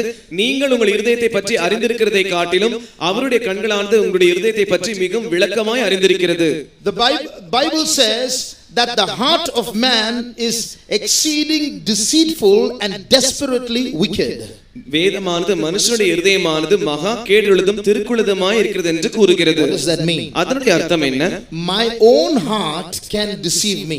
என்னுடைய சொந்த இருதயமே என்னை வஞ்சிக்கலாம். My own heart will direct me in paths that I ought not to go and send me to hell. என்னுடைய சொந்த இருதயமே நான் போக கூடாததான பாதைகளில் என்னை வழி நடத்தி பாவம் செய்ய வைத்துவிட்டு என்னை நரகத்திற்கு அனுப்பலாம். That's why if we allow our hearts to dictate terms to us, we'll all land in hell finally. அதனால் தான் நம்முடைய இருதயம் நம்மை ஆளும்படியாக நாம் ஒப்புக்கொடுப்போம் என்றால் நாம் யாவரும் நரகத்தில் தான் போய் முடிவோம். But the all-seeing eye of Jesus knows the wickedness of each of our hearts. ஆனால் எல்லாவற்றையும் காணக்கூடியதாய் இருக்கிறதான கண்களுடைய இயேசுவின் கண்கள் நம்முடைய இருதயத்தினுடைய பொல்லாப்பை நன்றாய் அறிந்திருக்கிறது. If we can give this heart of ours to Jesus, இந்த நம்முடைய இருதயத்தை நாம் இயேசுவுக்கு தருவோம் என்றால் he can take away that dirty heart and give us a new heart. அவர் அந்த அழுக்கான இருதயத்தை எடுத்துவிட்டு நமக்கு ஒரு புதிய இதயத்தை கொடுப்பார். He can take away that deceiving heart and give us an honest heart. அந்த வஞ்சிக்கிறதான இருதயத்தை எடுத்துவிட்டு உத்தமமுள்ள இருதயத்தை நமக்கு தருவார். 1 minute shall we close our eyes. ஒரு நிமிடம் நாம் நம்முடைய கண்களை மூடுவோம். If there's anyone here who wants to give your heart to Jesus, இங்கே இருக்கிற யாராவது ஒருவர் உங்கள் இருதயத்தை இயேசுவுக்கு கொடுக்க வேண்டும் என்று நீங்கள் விரும்பினால் this is a good chance. இது ஒரு நல்ல சந்தர்ப்பம். Dear brother, dear sister, அருமையான சகோதரனே சகோதரியே, there's just two options.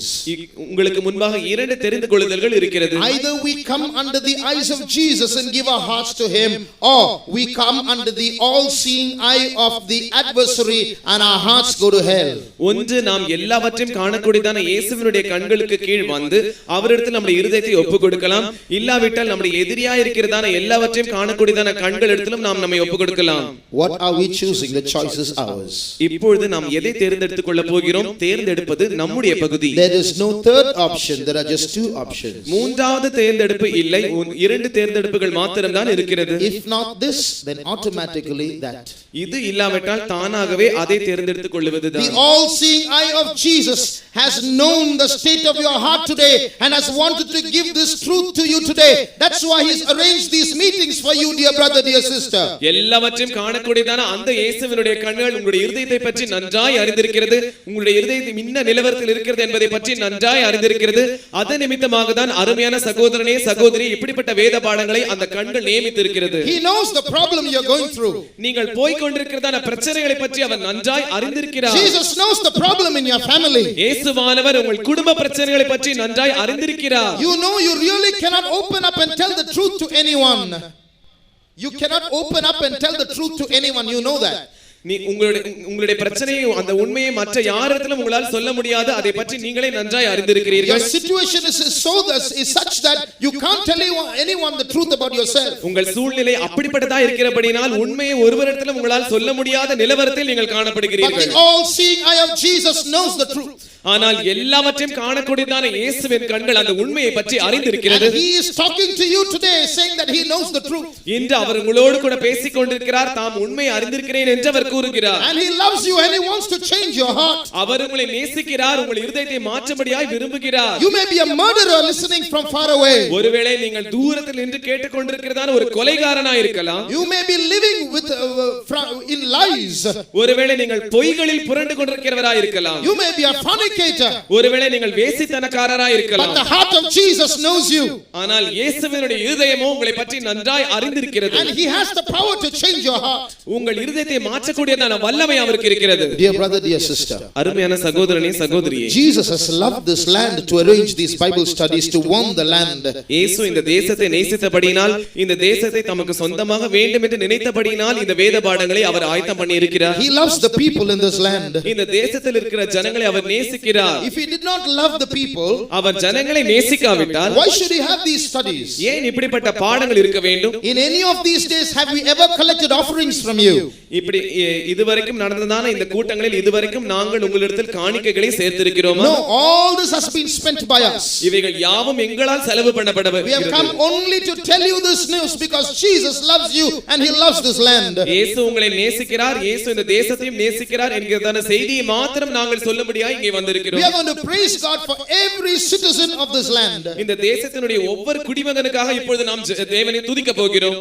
All their hearts should Jesus should touch their hearts. அவர்கள் யாவருடைய இதயத்தையும் இயேசு தாமே வந்து தொட வேண்டும். 1 minute shall we all lift up our hands and praise God that Jesus might bless all the people of this land. ஒரு நிமிஷம் நாம் யாவரும் நம்முடைய கரங்களை உயர்த்தி இயேசு இந்த தேசத்தில் இருக்கிற எல்லா ஜனங்களையும் ஆசீர்வதிக்க வேண்டும் என்பதற்காக அவரை ஸ்தோத்திரம் பண்ணுவோம். ஸ்தோத்ரா ஸ்தோத்ரா ஸ்தோத்ரா ஸ்தோத்ரா. Praise you Jesus, praise you Jesus. Thank you Lord. Thank you Jesus. Praise you Lord. Praise you Jesus. We praise you. Praise you Lord. We praise you. We praise you. We praise you Jesus. The second thing that we must know, நாம் அறிந்து கொள்ள வேண்டியதான இரண்டாவது காரியம், now when these identity cards come, இந்த அடையாள அட்டைகள் வரும்போது we are all going to be internationally known by a number. நாம் யாவரும் சர்வதேச ரீதியில் ஒரு எண்ணினால் அறியப்பட போகிறோம். So we are all going to be given an international number. You alone will have that number in the whole world and you will be called by that number. நாம் யாவருக்கும் ஒரு சர்வதேச எண் கொடுக்கப்பட போகிறது. அந்த சர்வதேச எண்ணினால் தான் நாம் அழைக்கப்பட வேண்டியவர்களா இருக்கிறோம். So after that your name does not become important as far as the World Organization is concerned. It's your number that matters. அதற்கு பிறகு உங்களுடைய பெயரானது அது முக்கியமானதாய் கருதப்படாது. உலக நிறுவனம் அது தீர்மானித்ததை போல உங்களுடைய எண் தான் மிக முக்கியமானதாய் கருதப்படும். Your husband or your wife or your children or your relatives or your friends can call you by name, but as far as the World Organization is concerned, you are known by a number. You are a number. உங்கள் கணவனோ உங்கள் மனைவியோ உங்கள் பிள்ளைகளோ உங்கள் உறவினர்களோ உங்கள் சிநேகிதர்களோ உங்களுடைய பெயரை அறிந்து அதன் மூலமாய் உங்களை அழைக்கலாம். ஆனால் உலக நிறுவனமானது உங்களை ஒரு எண்ணினால் தான் அழைக்கப்பட போகிறது. Now when that happens, you will lose your value. இது சம்பவிக்கும்போது நீங்கள் உங்கள் மதிப்பை இழந்து விடுவீர்கள். As humans we have a value. மனுஷர்களாகிய நமக்கு என்று ஒரு தனி மதிப்பு இருக்கிறது. Now when I was studying in college, நான் கல்லூரியில் படித்துக் கொண்டிருந்தபோது some professors they used to call out our names for attendance. சில பேராசிரியர்கள் எங்கள் வருகையை பதிவு செய்யும்படியாக எங்கள் பெயர்களை அழைப்பார்கள். Some professors would call out us by our roll numbers. சில பேராசிரியர்கள் எங்களுக்கென்று இருக்கிறதான எண்ணினால் அழைப்பார்கள். Now when the professors called us by our roll numbers, one thing registered in our minds. பேராசிரியர்கள் எங்களை எண்களின் மூலமாக அழைக்கும்போது ஒரு காரியம் எங்களுடைய மனதில் பதிவானது. They were not interested in knowing our names. அவர்கள் எங்கள் பெயர்களை அறிந்து கொள்வதில் ஆர்வம் இல்லாதவர்கள். So their duty was come to class, teach them, lecture, go back. They were not interested in any kind of a personal relationship with the students. எனவே அவர்கள் கடமை என்னவென்றால் வகுப்பறைக்கு வர வேண்டும், விரிவுரையை அளிக்க வேண்டும், பாடம் நடத்த வேண்டும், அதோடு கூட போய்விட வேண்டும். எங்களோடு கூட எந்த தனி தொடர்பும் வைத்திருக்க கூடாது. So they were not interested in that. அதில் அவர்களுக்கு ஆர்வமும் இல்லை. Teach and go. பாடத்தை சொல்லிக் கொடுக்க வேண்டும், போய்விட வேண்டும். But the other professors who called by our names, they were taking the trouble to remember our names and they came to know us personally by our names later on. ஆனால் மற்ற பேராசிரியர்கள் எங்களை பெயரை வைத்து அழைத்தார்கள். அவர்கள் எங்கள் பெயர்களை ஞாபகம் வைப்பதில் சிரமத்தை எடுத்துக்கொண்டு அதன் மூலமாக நாங்கள் யார் என்று தெரிந்து கொள்வதிலும் அவர்கள் ஆர்வம் காட்டினார்கள். So even if we see them off the class, away from the class somewhere else, they know us, we know them. எனவே வகுப்புக்கு வெளியே நாங்கள் அவர்களை கண்டாலும் அவர்கள் எங்களை அறிந்து கொள்வார்கள், நாங்களும் அவர்களை அறிந்து கொள்வோம். In the same way, when the world is going to know you by a number, அதே போலவே உலகமானது ஒரு எண்ணினால் உங்களை அறிந்து கொள்ளும்போது, when Satan is going to give every human being a number, சாத்தான் ஒவ்வொரு மனுஷனுக்கும் தனித்தனியே எண்களை கொடுக்கும்போது, the meaning is he is not interested in you as a human being. அதனுடைய அர்த்தம் என்னவென்றால் நீங்கள் ஒரு மனுஷன்தான் என்பதை அறிந்து கொள்வதில் அவனுக்கு ஆர்வம் இல்லை, விருப்பம் இல்லை. I told you the Bible calls that one world ruler the beast. அந்த உலகத்தை ஒரே ஆளாக ஆட்சி செய்கிறதான அவனை வேதமானது மிருகம் என்று அழைக்கிறது. He is going to be a world dictator. அவன் உலகத்தின் சர்வாதிகாரி என்று அழைக்கப்படுகிறான். Now he is not interested in human relationships. அவன் மனுஷிக உறவுகளை குறித்து கவலைப்படாதவன். He only wants control. அவனுக்கு தேவையானதெல்லாம் கட்டுப்பாடு மாத்திரம்தான். So as far as he is concerned, you are not a human being, you are just a number. அவனை பொறுத்தவரையில் நீங்கள் ஒரு மனுஷன் அல்ல, நீங்கள் ஒரு எண். You are just one number in a crowd of millions of numbers. Million கணக்கான நம்பர்களில் நீங்களும் ஒரு எண்.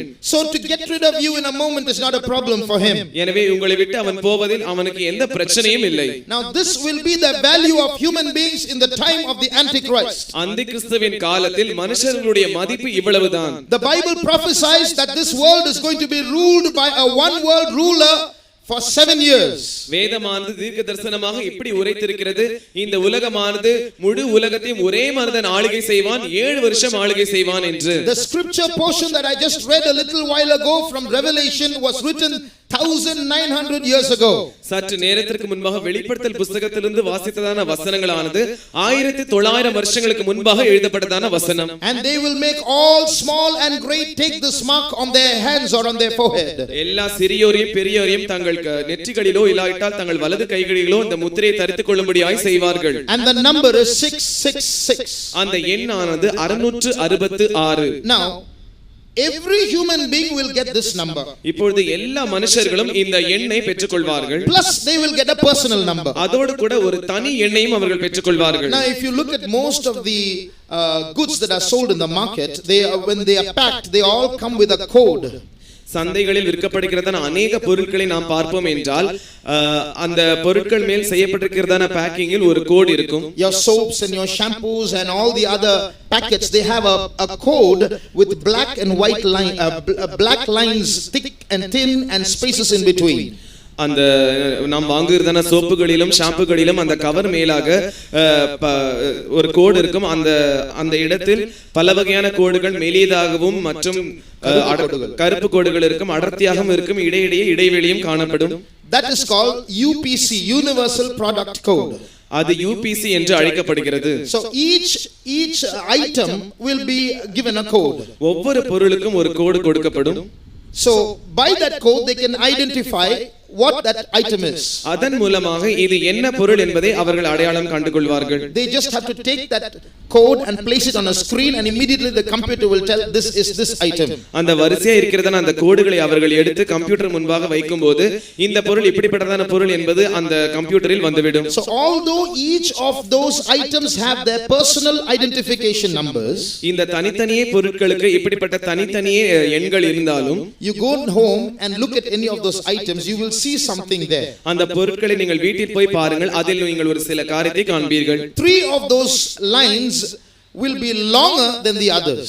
மற்ற கோடுகளை காட்டிலும் அதில் இருக்கிறதான 3 கோடுகள் அது சற்று நீளமாய் இருக்கும். In the beginning of that code will be 2 parallel lines that are longer than the others.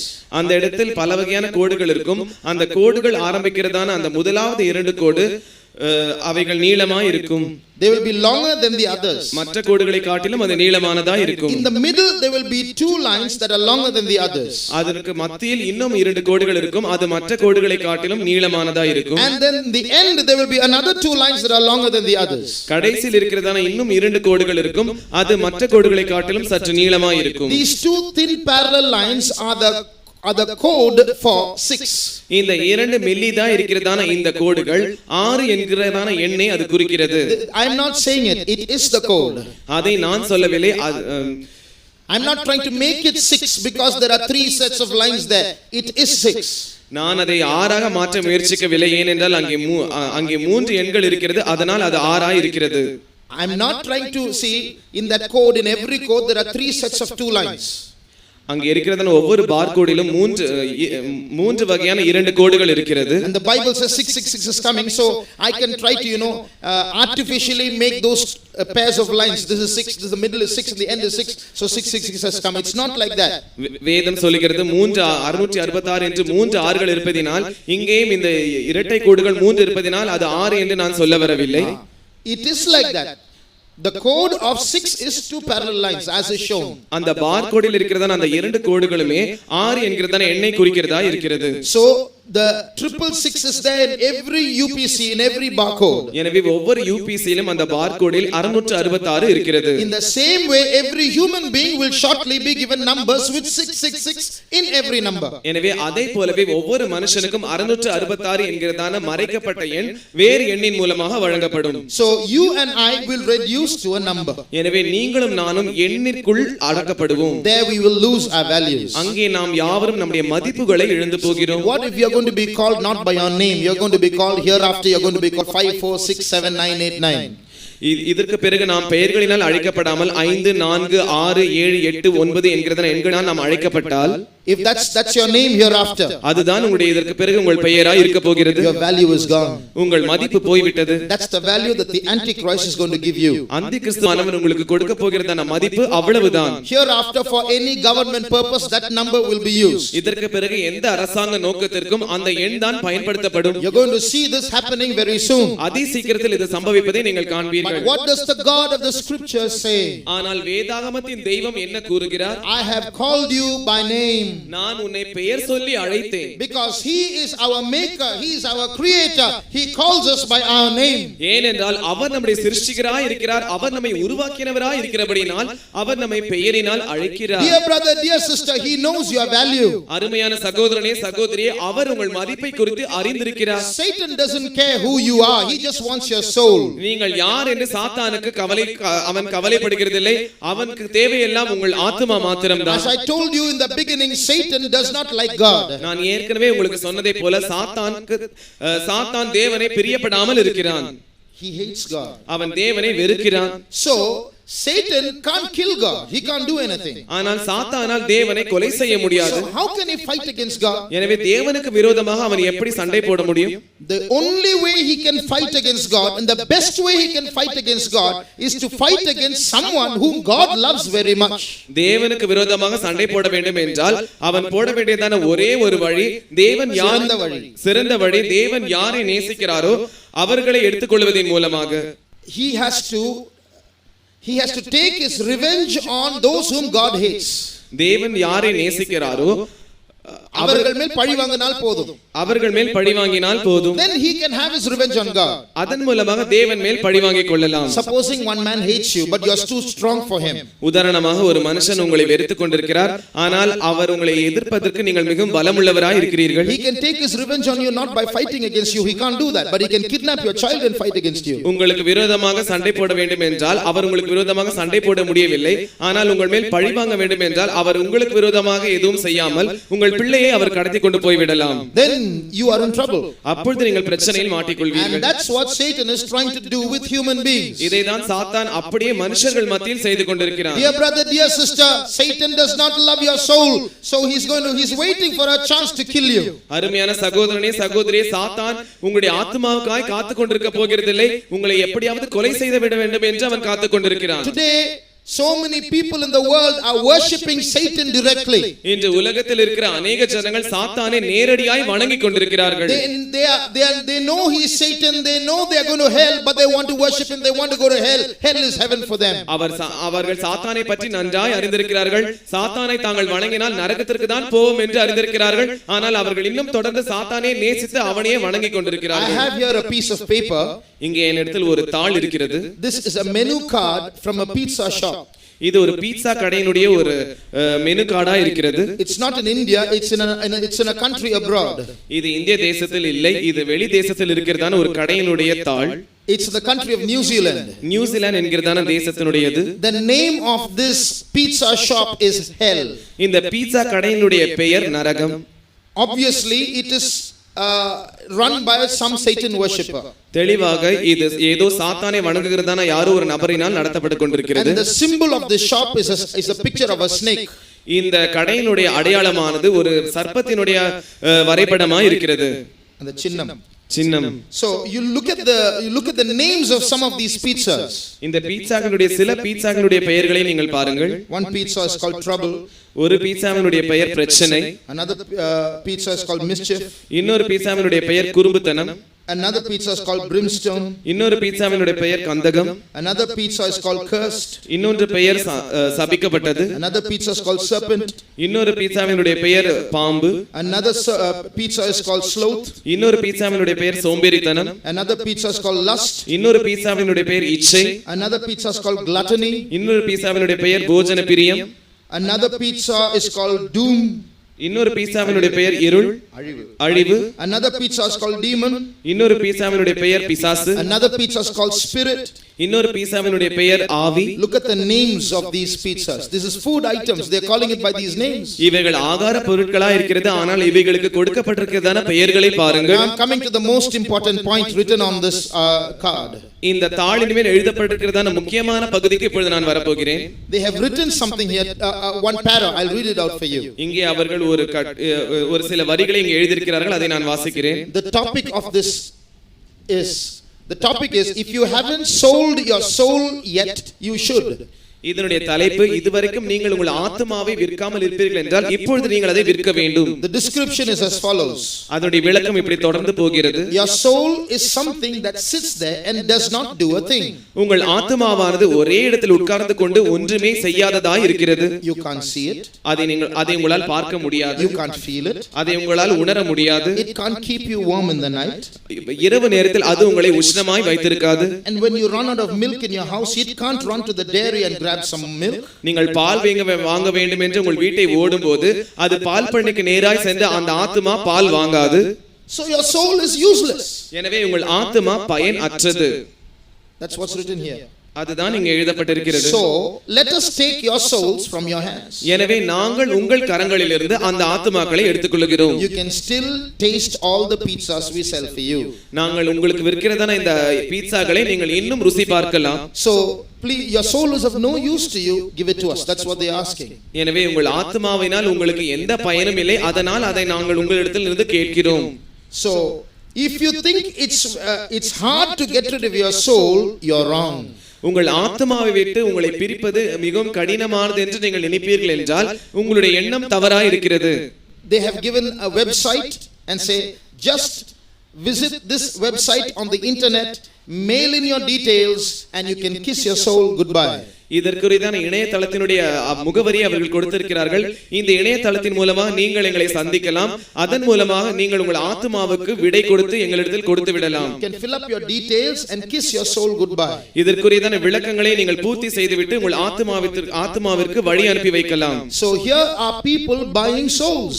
இங்கே ஜனங்கள் ஆத்துமாக்களை வாங்கிக் கொண்டிருக்கிறார்கள். The name of the shop is hell. இந்த கடையினுடைய பெயர் நரகம். Who is behind all this? இவைகள் எல்லாவற்றுக்கும் பின்பாக இருப்பது யார்? Now I'll ask a question. இப்பொழுது நான் உங்களை பார்த்து ஒரு கேள்வியை கேட்கிறேன். They are saying your soul is useless. உங்கள் ஆத்துமா பயனற்றது, உபயோகமற்றது என்று இந்த கடைக்காரர்கள் சொல்லுகிறார்கள். They are saying give it to us. அதை நீங்கள் எங்களிடத்தில் தாருங்கள் என்று கேட்கிறார்கள். The question is, if our soul is useless, why do they want it? கேள்வி என்னவென்றால் நம்முடைய ஆத்மா பயனற்றது என்று அவர்கள் சொல்லும்போது அவர்கள் ஏன் அதை கேட்கிறார்கள்? Why do they want something useless? If they have it, is it going to get milk for them? பயனற்றதான ஒரு பொருளை அவர்கள் ஏன் கேட்க வேண்டும்? அவர்கள் இந்த ஆத்மாவை எடுத்துக்கொண்டால் ஆத்மா அவர்களுக்கு போய் பால் வாங்கி கொண்டு வருமா? The subtlety is Satan wants your soul. வஞ்சகம் என்னவென்றால் பிசாசானவன் உங்கள் ஆத்மாவை கேட்கிறான். Why does he want your soul? அவனுக்கு ஏன் உங்கள் ஆத்மா தேவையா இருக்கிறது? He wants your soul not because he has any use of it. He has no use of it. அவன் உங்கள் ஆத்மாவை கேட்டு வாங்குகிறான் ஏனென்றால் அந்த ஆத்மா அவனுக்கு பயன் தருகிறது என்பதனால் அல்ல, நம்முடைய ஆத்மாவினால் அவனுக்கு எந்த பயனும் இல்லை. He wants your soul because when he has your soul, he can laugh at God and saying, see, I have one more child of yours. அவன் உங்கள் ஆத்மாவை கேட்கிறான். அதன் மூலமாக அந்த ஆத்மாவை பெற்றுக்கொண்டால் அவன் தேவனை பார்த்து சிரித்து எள்ளி நகையாடி நான் இன்னொரு ஆத்மாவை உம்மிடத்திலிருந்து பறித்துக் கொண்டேன் என்று அவரை கிண்டல் பண்ணும்படியாக. So he can make God bow his head in shame when he has your soul in hell. எனவே உங்கள் ஆத்மா நரகத்தில் இருக்கும்போது அவன் தேவனை தலை குனிய வைக்கலாம். Dear brother, dear sister, அருமையான சகோதரனே சகோதரியே, God values your soul. தேவன் உங்கள் ஆத்மாக்களை மதிக்கிறவராய் இருக்கிறார். In the Bible he says your one soul is more precious than the whole world. வேதத்தில் வசனம் இப்படி கூறுகிறது, உங்களுடைய ஒரு ஆத்மா இந்த முழு உலகத்தை காட்டிலும் விலையேற பெற்றது என்று. When Michael Jackson was interviewed, they asked him, what are you worth? Michael ஜாக்சனை பேட்டி எடுத்தபோது நீர் எவ்வளவு விலைக்கு போவீர் என்று கேட்கப்பட்டது. உன்னுடைய மதிப்பு என்ன? He said $100 crore or $1 billion. $1 billion என்று அவன் கூறினார். What was he saying? அவர் என்ன சொல்லுகிறார்? He was counting all the money that he had in his bank and all the property that he owned, all together $1 billion. அவருக்கு இருக்கிறதான எல்லா சொத்தையும் கணக்கிட்டு விட்டு அவருக்கு இருக்கிறதான எல்லா பணத்தையும் கணக்கு போட்டு பார்த்து விட்டு $1 billion என்று கூறினார். But Jesus does not value you by what you have in your bank. ஆனால் இயேசுவானவர் உங்கள் வங்கி கணக்கில் உங்களுக்கு எவ்வளவு இருக்கிறதோ அதை வைத்து உங்களை மதிப்பு போடுகிறது இல்லை. If you are a human being, you may be a beggar on the street, you may be living in a hut, that does not matter to him. If you are a human being, he values you. You are more than the whole world to him. நீங்கள் ஒருவேளை தெருவில் பிச்சைக்காரராய் இருக்கலாம், இல்லாவிட்டால் ஒரு குடிசை வீட்டில் வாழலாம், ஆனால் நீங்கள் ஒரு மனிதராய் இருப்பீர்கள் என்றால் முழு உலகத்தை காட்டிலும் அவர் அந்த ஆத்மாவை மதிக்கிறவராய் இருக்கிறார். You may be sitting here with debt. ஒருவேளை நீங்கள் கடன் பிரச்சனையினால் உட்கார்ந்து கொண்டிருக்கலாம். You have no offerings to give him. அவருக்கு கொடுப்பதற்கென்று உங்களுக்கு காணிக்கைகள் இல்லாமல் இருக்கலாம். Let me tell you that Jesus loves you. ஆனால் அந்த இயேசுவானவர் உங்களை நேசிக்கிறார் என்று நான் உங்களுக்கு கூறுகிறேன். And he has the power to clear your debt because he is your father, your real father. உங்கள் கடன் பிரச்சனை தீர்ப்பதற்கு அவர் வல்லவராய் இருக்கிறார். ஏனென்றால் அவர் உங்களுக்கு நிஜமான பிதாவாய் இருக்கிறார். I who am preaching to you may not know your name, but he knows your name. He knows you personally. உங்களுக்கு பிரசங்கித்துக் கொண்டிருக்கிற நான் ஒருவேளை உங்கள் பெயரை அறியாமல் இருக்கலாம். ஆனால் அவரோ உங்களை தனித்தனியாக உங்கள் பெயரையும் அறிந்து வைத்திருக்கிறவராய் இருக்கிறார். If only you can take this chance to come to him and give your life to him, you will enjoy your life the rest of your days. இந்த சந்தர்ப்பத்தை நீங்கள் பயன்படுத்திக் கொண்டு நீங்கள் இயேசுவினிடத்தில் வந்து உங்கள் வாழ்க்கையை அவரிடத்தில் தருவீர்கள் என்றால் உங்களுக்கு மீதமாய் இருக்கிற நாட்களை நீங்கள் சந்தோஷமாய் கழிக்கலாம். While the devil is making plans and using human beings to gain control of the whole world and eventually gain control of you, what are you going to decide? பிசாசானவன் இந்த முழு உலகத்தையும் இந்த முழு உலகத்தில் இருக்கிற எல்லா ஜனங்களையும் தனக்கு கீழ் கொண்டு வர வேண்டும் என்று முயற்சித்துக் கொண்டிருக்கும் போது நீங்களும் அவருடைய கையின் கீழ் போய்விட்டால் உங்களுடைய நிலைமை என்னவாய் இருக்கும்?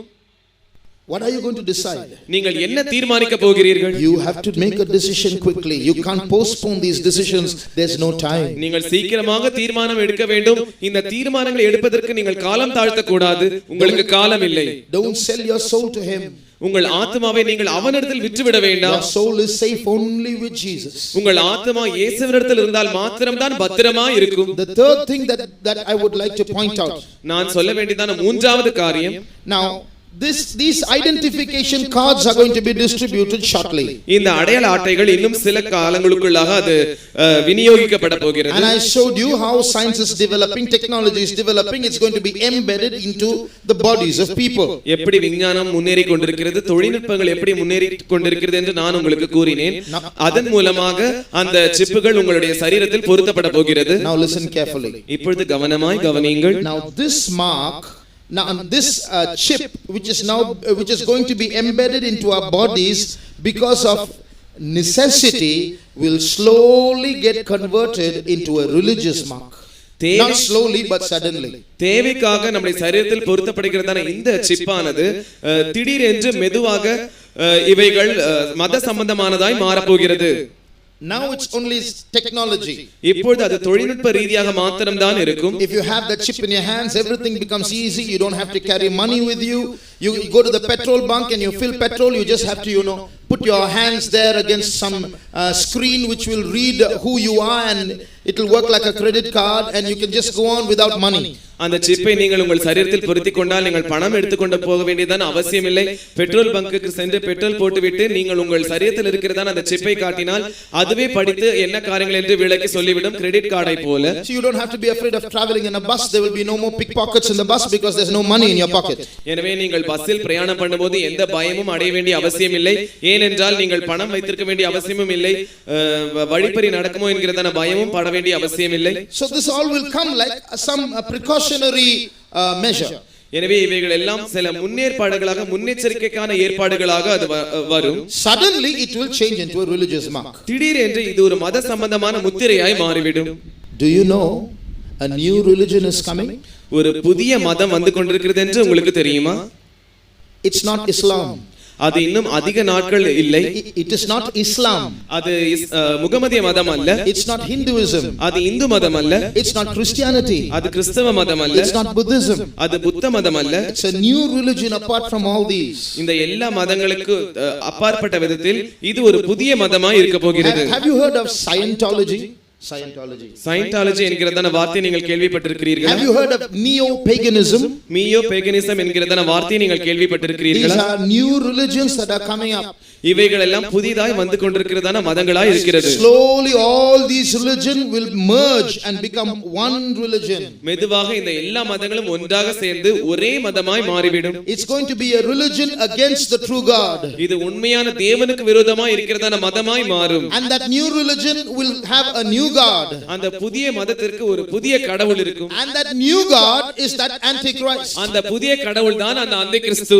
And when he comes into power, அவன் ஆட்சிக்கு வரும்போது he will first come as a ruler. முதலாவது அவன் ஒரு ஆளுகை செய்கிறவனாய் வருவான். He will come as a peacemaker. அவன் ஒரு சமாதானத்தை உண்டாக்குகிறவனாய் வருவான். What was supposed to be World War III, the whole world is trembling, the world is going to end, hundreds of planes flying across the sky, bombs are going to be dropped. At that time he will emerge and he will give a solution that commands peace in all nations. மூன்றாம் உலக மகா யுத்தம் வரப்போகிறதான அந்த நாட்களில் எல்லாரும் பயந்து கொண்டிருப்பார்கள்.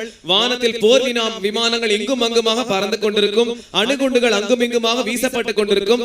அந்த நேரத்தில் இந்த அந்திகிறிஸ்துவானவன் தான் சமாதானத்தை கொண்டு வருவதாக கூறி அவன் சமாதானத்தை இந்த தேசத்திற்குள் கொண்டு வருவான். And then everybody will admire him for that beautiful solution. அப்பொழுது அவன் கொடுக்கிறதான இந்த அழகான தீர்வுக்காக எல்லாரும் அவனை வர்ணிப்பார்கள். I am not telling this to you on myself, the Bible says all this. இதை நானே சொல்லவில்லை, வேதாகமும் இப்படி கூறுகிறது. And everyone will accept him as world leader because he brought a world solution and brought about world peace. எல்லாரும் அவனை உலக தலைவராக ஏற்றுக்கொள்வார்கள், ஏனென்றால் அவன் உலகத்திற்கென்று சமாதானத்தை கொண்டு வந்து விட்டான். Then when he becomes ruler, அதற்கு பிறகு அவன் ஆட்சிக்காரனாய் மாறும்போது he will grow in pride and finally he will tell everyone, I am God. அவன் பெருமையில் வளர்ந்து விடுவான். அப்படி வளர்ந்து கடைசியாக நான் தான் கடவுள் என்று அவன் கூறுவான். And he will say, all of you must worship me. நீங்கள் யாவரும் என்னை தான் வணங்க வேண்டும் என்று அவன் கூறுவான். And that ship will now be converted not as some necessity, but it will be a mark of fidelity or faithfulness to his or membership to his new religion. அப்பொழுது அந்த சிப்பானது தேவிக்காக மாத்திரம் இருக்கிறதான அந்த சிப்பானது அது மத சம்பந்தமானதாக மாற்றப்பட்டு இந்த அந்திகிறிஸ்துவின் ராஜ்யத்திற்கு நாங்கள் உண்மையா இருப்போம் என்கிறதான உண்மைக்காக அந்த சிப்பினுடைய பயன்பாடு மாற்றப்படும். So it's a trap that is being laid. அது வைக்கப்படுகிறதான ஒரு கண்ணியா இருக்கிறது. They will say safety, they will say necessity, they will say convenience, they will say, your money will be with you, and people will fall for that trap, and finally he will say, I am God, worship me or you die. அவர்கள் பாதுகாப்பு என்று சொல்லுவார்கள், தேவைக்காக என்று சொல்லுவார்கள், இதுதான் சௌகரியம் என்று சொல்லுவார்கள், உங்கள் பணம் உங்களோடு கூட தான் இருக்கும் என்று சொல்லுவார்கள். ஆனால் கடைசியில் இவர்கள் எல்லாவற்றுக்கும் பிறகு நான் தான் கடவுள், நீ என்னை தான் வணங்க வேண்டும், இல்லாவிட்டால் நீ கொலை செய்யப்படுவாய் என்று அவன் கடைசியாய் கூறுவான். That's why it will be called his mark. அதற்காக தான் அது அவனுடைய முத்திரை என்று எழுதப்பட்டிருக்கிறது. Today it is being promoted only as something beneficial for us. இன்று நமக்கு சாதகமாக நம்முடைய பயன்பாட்டிற்காக அது அறிமுகப்படுத்தப்படுகிறது. But soon and suddenly it's going to be the mark of the beast. ஆனால் அதி சீக்கிரத்தில் திடீர் என்று அது மிருகத்தினுடைய முத்திரையாய் மாறப் போகிறது. Now listen to this quickly. இப்பொழுது இதை சீக்கிரமாய் கவனியுங்கள். He is going to force people to take this mark. இந்த முத்திரையை தரித்துக் கொள்ளும்படியாக அவன் ஜனங்களை பலவந்தம் பண்ணுவான். If you don't take, it means you don't like him. நீங்கள் அதை எடுத்துக்கொள்ளாவிட்டால் அதனுடைய அர்த்தம் நீங்கள் அவன் மேல் பிரியம் கொள்ளவில்லை என்பது. And you don't want to worship him. அவனை நீங்கள் வணங்க விருப்பம் இல்லாமல் இருக்கிறீர்கள். And you can't buy or sell without that mark. இந்த முத்திரை இல்லாமல் உங்களால் வாங்கவும் முடியாது, விற்கவும் முடியாது. You can't use your own money which you have deposited in your bank if you don't take this mark. இந்த முத்திரையை நீங்கள் தரித்துக் கொள்ளாவிட்டால் வங்கிகளில் உங்கள் பெயரில் போட்டு வைத்திருக்கிறதா உங்கள் சொந்த பணத்தையே உங்களால் பயன்படுத்த முடியாது. Suppose you have hard earned 50 crores deposited in your bank in your name. உதாரணமாக நீங்கள் கஷ்டப்பட்டு சம்பாதித்ததான 50 கோடி ரூபாய் பணம் உங்கள் பெயரில் வங்கியில் இருக்கிறது என்று வைத்துக் கொள்ளுங்கள். You can't use even 1 rupee from that bank account, from that money, until you take this mark. இந்த முத்திரையை நீங்கள் எடுக்காத வரைக்கும் நீங்கள் அந்த வங்கி கணக்கில் இருக்கிறதான உங்கள் பெயரில் இருக்கிறதான அந்த பணத்தில் 1 ரூபாய் கூட உங்களுக்கு என்று நீங்கள் எடுத்து செலவு பண்ண முடியாது. Because inside this mark is your credit card and your debit card and your other cards where money transaction can take place. ஏனென்றால் இந்த முத்திரைக்குள்ளாக தான் உங்களுடைய கிரெடிட் கார்டும் டெபிட் கார்டும் இருக்கிறது. அதன் மூலமாக பண வர்த்தகம் நடைபெறக்கூடியதா இருக்கிறது. It's going to become a cashless society. So even if you take all that 50 crores before Jesus comes and put it under your bed and hide it under your mattress, you still can't use your money because money, liquid money will be of no use. அந்த நாட்களில் பணம் இல்லாததான சமுதாயமாய் அந்த சமுதாயம் மாற போகிறது. எனவே இயேசு வருவதற்கு முன்பாக நீங்கள் அந்த 50 கோடி ரூபாய் பணத்தை எடுத்து உங்கள் தலையின் கீழ் உங்கள் மெத்தையின் கீழ் வைத்துக் கொண்டாலும் கூட அந்த நாட்களில் அந்த பணம் பயன்பட போகிறதில்லை. ஏனென்றால் அந்த நாட்களில் பணம் இல்லாததான சமுதாயம் தான் இருக்கும். Only cards, only chips. கார்டுகள் மாத்திரம் தான் பயன்படுத்தப்படும், சிப்புகள் மாத்திரம் தான் பயன்படுத்தப்படும். What are you going to do? அப்படியாக இருக்கும்போது நீங்கள் என்ன செய்ய முடியும்? You are pressurized to take that mark. எனவே அந்த முத்திரையை எடுத்துக்கொள்ளும்படியாக நீங்கள் பலவந்தம் பண்ணப்படுவீர்கள். If you take that mark, you are marked for hell. நீங்கள் அந்த முத்திரை தரித்துக் கொண்டால் நீங்கள் நரகத்திற்கென்று முத்திரிக்கப்படுவீர்கள். There is no other option. வேறு எந்த வழியும் இல்லை. Now listen to this carefully. இப்பொழுது இதை கவனமாய் கவனியுங்கள். You can't have your material supplies without that mark in the Antichrist 7-year rule. அந்த அந்திகிறிஸ்து ஆளுகிறதான அந்த 7 வருஷ காலத்தில் நீங்கள் அந்த முத்திரை இல்லாமல் உங்களுக்கு என்று எந்த பொருட்களையும் வாங்க முடியாது. You can't sell your property to get money. நீங்கள் பணம் பெற்றுக்கொள்ளும்படியாக உங்கள் சொத்தையும் விற்க முடியாது. There'll be no transactions, no buying. You can't have food without that mark. அந்த நாட்களில் எந்த பண வர்த்தகமும் இருக்காது. நீங்கள் அந்த முத்திரை இல்லாமல் உங்களால் ஆகாரத்தையும் புசிக்க முடியாது, வாங்கவும் முடியாது. Now I'm going to tell you something very sad but very true. இப்பொழுது ஒரு துக்ககரமான காரியத்தை சொல்ல போகிறேன், ஆனால் அது மிகவும் உண்மையான ஒரு காரியம். Many of God's children are living in such a way that the needs of this life have become their gods. அநேக தேவனுடைய பிள்ளைகள் அவர்களுக்கு இருக்கிறதான தேவைகளை தங்களுக்கு கடவுள்களாக மாறுகிற அளவுக்கு வாழ்ந்து கொண்டிருக்கிறார்கள். Soaps and perfumes and cosmetics and jewelry and land and houses and furniture and cars and scooters. Some of these might be necessities of life, but we have given them undue importance. And so that in such a way that when we go to God not for God but for these things. சோப்புகளும் வாசனை திரவியங்களும் ஆபரணங்களும் நம்முடைய சொத்துகளும் நம்முடைய எல்லா காரியங்களும் நம்முடைய கார்களும் ஸ்கூட்டர்களும் வண்டிகளும் வாகனங்களும் இப்படிப்பட்ட எல்லா காரியங்களும் நமக்கு இருக்க வேண்டும் என்று நாம் நினைக்கிறோம். இந்த காரியங்களை நாம் இல்லாவிட்டாலும் நாம் தேவனிடத்தில் போகிறோம். ஏனென்றால் இந்த காரியங்களை மாத்திரம் நாம் பெற்றுக்கொள்ள வேண்டும் என்பதற்காக தேவனிடத்தில் நாம் போகிறோம். In some of these railway stations you have dispensing machines. You press a button and you'll get a certain drink. You press another button, you'll get another drink.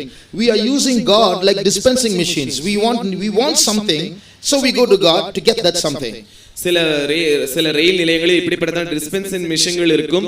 அதன் மூலமாக நீங்கள் ஒரு பட்டனை அழுத்தினால் ஒரு வகையான குளிர்பானம் வரும், இன்னொரு பட்டனை அழுத்தினால் இன்னொரு வகையான பானம் வரும். அதே போல நாம் தேவனிடத்தில் இந்த தேவைக்காக அந்த தேவைக்காக மாத்திரம் தான் செல்கிறோம். Jesus called us, Jesus saved us, Jesus brought us so that he and we might have a relationship with each other. He wanted to become part of our family and he wanted to be our father, he wanted to be our brother, he wanted to be our friend, but we are using him as dispensing machines. இயேசு நம்மை அழைத்திருக்கிறார், அவர்தான் நம்மை ரட்சித்திருக்கிறார், அவர்தான் நம்மை பரிசுத்தப்படுத்தியிருக்கிறார். அவர் நம்முடைய குடும்பத்தில் ஒருவராய் இருக்க வேண்டும் என்று விரும்புகிறார், நம்முடைய நண்பராய் இருக்க வேண்டும் என்று விரும்புகிறார், நம்முடைய பிதாவாய் நமக்கு இருக்க வேண்டும் என்று விரும்புகிறார். ஆனால் அவர் நம்மோடு கூட எப்படிப்பட்ட உறவு வைத்துக் கொள்ள வேண்டும் என்று விரும்பும்போது நாமோ அவரை ஒரு டிஸ்பென்சிங் மிஷனை போல பயன்படுத்துகிறோம். You know, God lives in heaven and in heaven we say there's no tears. God lives in heaven and in heaven we say there is no tears. தேவன் பரலோகத்தில் ஜீவிக்கிறார், பரலோகத்தில் கண்ணீர் இல்லை என்று நாம் கூறுகிறோம். When we go to heaven we are not going to cry, but today God is in heaven but he cries. நாம் பரலோகத்திற்கு போகும்போது நாம் கண்ணீர் விட போகிறதில்லை, ஆனால் இன்றோ தேவன் பரலோகத்தில் இருந்து கொண்டு கண்ணீர் வடித்துக் கொண்டிருக்கிறார். You know why he is crying? அவர் ஏன் அழுகிறார் என்று உங்களுக்கு தெரியுமா? Because he loved and he wanted love and he has not had it. ஏனென்றால் அவர் நம்மை நேசித்திருக்கிறார், நாமும் அவரை நேசிக்க வேண்டும் என்று விரும்புகிறார். ஆனால் அவர் நேசிக்கப்படாமல் இருக்கிறபடியால் அவர் அழுகிறார். He came down all the way from heaven. He shed his blood for us. He got impaled on a cross for us. He got whacked for us. He got stripped for us. He got striped for us. And only to get love from human beings. And he's not had it. The closest we go to God is, Lord, I want this and I want that. பரலோகத்திலிருந்து அவர் நமக்காக அந்த முழு பரலோகத்தையும் விட்டு நமக்காக இறங்கி வந்தார், இந்த பூமிக்கு வந்தார். அவர் நமக்காக சிலுவையில் அடிக்கப்பட்டார், நமக்காக ஆணிகள் கடாவப்பட்டார், அவர் வாரினால் அடிக்கப்பட்டார், அவர் முட்கிரீடங்களினால் அவர் சூட்டப்பட்டார், அவருடைய தோல் கிழிக்கப்பட்டது. இப்படிப்பட்ட மகா பெரிய பாதங்களினால் அவர் பாதிக்கப்பட்டார். இருந்தாலும் கூட அவர் நமக்காக எவ்வளவு நேசம் வைத்து நாம் அவரை நேசிக்க வேண்டும் என்கிறதான காரணத்திற்காக அவர் நமக்காக இறங்கி வந்தார். ஆனால் நாமோ அவரிடத்தில் நம்முடைய தேவைகளுக்காக மாத்திரம் போகிறவர்களா இருக்கிறோம். We want this and we want that. எங்களுக்கு இது வேண்டும், எங்களுக்கு அது வேண்டும் என்று. I recently met a couple, parents of 2 children. சமீபத்தில் நான் ஒரு தம்பதியினரை சந்தித்தேன். அவர்களுக்கு 2 பிள்ளைகள் இருந்தார்கள், grown up children, வளர்ந்த பிள்ளைகள். The boy doesn't stay at home. அந்த பையன் வீட்டில் தங்குகிறதில்லை. He always goes out with his friends. எப்பொழுதும் வெளியில் போய் நண்பர்களோடு சுற்றி திரிவது. He stays 2-3 days with his friends. 2-3 நாட்கள் தன்னுடைய நண்பர்களோடவே அவன் தங்குவது. You know when he comes home? அவன் எப்பொழுது வீட்டிற்கு திரும்பி வருவான் என்று உங்களுக்கு தெரியுமா? When he needs money. அவனுக்கு பணம் தேவைப்படும்போது he'll fight for that money. I want, give me 100 rupees, give me 200 rupees. அந்த பணத்திற்காக அவன் வந்து சண்டை போட்டு போராடி போராடி எனக்கு 100 ரூபாய் வேண்டும் 200 ரூபாய் வேண்டும் என்று அவன் கேட்பான். Otherwise he'll fight, he'll break things, he'll cause a big commotion at home. இல்லாவிட்டால் அவன் போராடி யுத்தம் பண்ணி சண்டை போட்டு வீட்டில் ஒரு பெரிய பிரச்சனையை உண்டாக்குவான். So finally they'll give him the 200 rupees. எனவே கடைசியாக அவர்கள் அந்த 200 ரூபாயை கொடுப்பார்கள். Then he'll leave home and be with his friends for another 2 or 3 days till that 200 rupees is over. மறுபடியும் அவன் வீட்டை விட்டு தன்னுடைய நண்பர்களோடு கூட 2-3 நாட்கள் அந்த 200 ரூபாய் செலவழகும் வரைக்கும் அவன் இருப்பான். What do you think of that boy? அந்த பையனை பற்றி நீங்கள் என்ன நினைக்கிறீர்கள்? You think he's doing his duty? அவன் தன்னுடைய கடமையை செய்கிறான் என்று You நினைக்கிறீர்களா? think he's a good boy? அவன் ஒரு நல்ல பையன் என்று நினைக்கிறீர்களா? Will not the hearts of the parents be broken? அந்த பெற்றோருடைய இருதயம் உடைந்து போகாதா? What are we doing with our father? நம்முடைய பிதாவோடு கூட நாம் என்ன செய்து கொண்டிருக்கிறோம்? Let me ask you a question, brother, sister. சகோதரனே சகோதரி, நான் உங்களை பார்த்து ஒரு கேள்வி கேட்கட்டும். God wants a relationship with us. தேவன் நம்மோடு கூட ஒரு உறவு வைக்க வேண்டும் என்று விரும்புகிறார். Christian brother, Christian sister, let me ask you this question. கிறிஸ்தவ சகோதரனே கிறிஸ்தவ சகோதரி, நான் உங்களை பார்த்து இந்த கேள்வியை We have கேட்கட்டும். attended so many prayers. நீங்கள் அநேக ஜெபங்களில் We have பங்கெடுத்திருக்கிறீர்கள். attended so many worship services. நீங்கள் அநேக ஆராதனைகளில் பங்கெடுத்திருக்கிறீர்கள். Which is the last time you said, Jesus, I love you? இயேசுவே நான் உம்மை நேசிக்கிறேன் என்று நீங்கள் இயேசுவினிடத்தில் எப்பொழுது கடைசியாய் கூறினீர்கள்? Which was the last time you looked to Jesus and said, Jesus, I've been asking this and that. I have not come to ask you anything. I've just come to tell you, Jesus, I love you. நீங்கள் இயேசுவை பார்த்து இயேசுவே இதுவரைக்கும் நான் அது வேண்டும் இது வேண்டும் என்று கூறி உம்மிடத்தில் நான் கேட்டிருக்கிறேன். ஆனால் இப்பொழுது நான் அதை கேட்கும்படியாய் வரவில்லை. உம்மை நான் நேசிக்கிறேன் என்று நான் கூறும்படியாய் உம்மிடத்தில் வந்திருக்கிறேன் என்று நீங்கள் எப்பொழுது கடைசியாய் சொன்னீர்கள்? How different are we from that boy who grabbed money from his parents? தன்னுடைய பெற்றோர்களிடத்திலிருந்து பணத்தை சுரண்டினதான அந்த பையனை விட நாம் எந்த அளவுக்கு வித்தியாசமானவர்களா இருக்கிறோம்? Aren't we doing the same thing? இதே காரியத்தை நாமும் தான் செய்து கொண்டிருக்கிறோம். Aren't we breaking the heart of our God? நம்முடைய தேவனுடைய இருதயத்தை நாம் உடைந்து போக பண்ணுகிறது இல்லையா? He wants us to love him. நாம் அவரை நேசிக்க வேண்டும் என்று அவர் விரும்புகிறார். Now when these necessities and material needs and the vanities of this world, they have become so important that we are using God for these things. இந்த தேவைகளுக்காகவும் இந்த பொருள் சம்பந்தமான தேவைகளுக்காகவும் இந்த உலக மாயைகளுக்காகவும் நாம் தேவனை இப்படிப்பட்ட அற்பமான விதத்தில் பயன்படுத்திக் கொண்டிருக்கிறோம். When we get left behind in the kingdom of the Antichrist, நாம் கைவிடப்பட்ட அந்த கிறிஸ்துவின் ராஜ்யத்தில் காணப்படும்போது, when we go, we won't get any of these needs unless we take his mark. நாம் அவருடைய முத்திரையை பெற்றுக்கொள்ளாமல் இருக்கும் வரைக்கும் நமக்கு எந்த தேவைகளும் இப்படிப்பட்ட தேவைகள் சந்திக்கப்படாது, தரப்படாது. When these needs today are so important for us that we forget God and want those things, how are we going to survive there in those days? இன்றைய நாட்களில் இந்த தேவைகள் தான் நமக்கு மிக முக்கியமானதா இருந்து இந்த தேவைகள் தான் நமக்கு வேண்டும் என்று இந்த தேவைகளுக்காகவே நாம் வாழ்வோம் என்றால், அந்த நாட்களில் அந்த தேவைகள் நமக்கு தரப்படாமல் இருக்கும்போது அந்த நாட்களில் நாம் எப்படி பிழைக்க முடியும்? Ask these brothers on stage. இந்த மேடையில் இருக்கிற இந்த சகோதரர்களை கேளுங்கள். After every Sunday services, so many believers come for prayer. ஒவ்வொரு ஞாயிற்றுக்கிழமை ஆராதனை முடியும் போதும் அநேக விசுவாசிகள் ஜெபிப்பதற்காய் வருகிறார்கள். Most requests are for land, for admission, for job, for promotion, for money, for debt, for sickness, all material. How many people will kneel down before them and say, I want to become like Jesus. I'm not able to love Jesus. I want to grow in holiness. How many mention these needs? அப்படி அவர்களிடத்தில் ஜெபிக்க வருகிறதான ஜனங்களில் பெரும்பான்மையான பேர் எங்களுக்கு இது வேண்டும், எங்களுக்கு அது வேண்டும், இது வேண்டும் அது வேண்டும், land, property, education, promotion, sickness, debt. எங்களுக்கு நிலம் வேண்டும், எங்களுக்கு சொத்து வேண்டும், எங்களுக்கு பதவி உயர்வு வேண்டும், எங்கள் கடன் பிரச்சனை தீர வேண்டும், எங்களுடைய வியாதி எங்களுக்கு சுகமாக வேண்டும் என்று கேட்கிறார்கள். ஆனால் எத்தனை பேர் நான் இயேசுவை போல மாற வேண்டும், எனக்கு பரிசுத்தம் வேண்டும், நான் அவரை போல ஜீவிக்க வேண்டும் என்கிற தாகத்தோடு வந்து ஜெபிக்கிறவர்கள்? Our thirsts have gone into the wrong direction. நம்முடைய தாகங்கள் தவறான திசையில் போய்விட்டது. Then when the Antichrist pressurizes us to take his mark, we'll quickly yield because that's what we want. Our food is important, our God is our belly. அப்பொழுது அந்திகிறிஸ்து தன்னுடைய முத்திரையை எடுத்துக்கொள்ளும்படியாக நாம் பலவந்தம் பண்ணப்படும் போது நாம் உண்மையிலே சீக்கிரமாக அந்த முத்திரையை எடுத்துக்கொள்வோம். ஏனென்றால் நம்முடைய தேவைகள் தான் நமக்கு கடவுளாய் இருக்கிறது, நம்முடைய தேவன், நம்முடைய வயிறு நம்முடைய தேவனாய் இருக்கிறபடியினால். The meaning is, if we remain like this, we will not only not go when Jesus comes, we won't even have the strength to die as a martyr when Jesus comes. இதனுடைய அர்த்தம் என்னவென்றால், இயேசுவானவர் வரும்போது நாம் போக முடியாது. அது மாத்திரமல்ல, நாம் அந்த உபத்திரவ காலத்தில் நம்மால் இரத்த சாட்சிகளாக மரிக்க கூட நமக்கு பலன் இருக்காது. we will take the mark.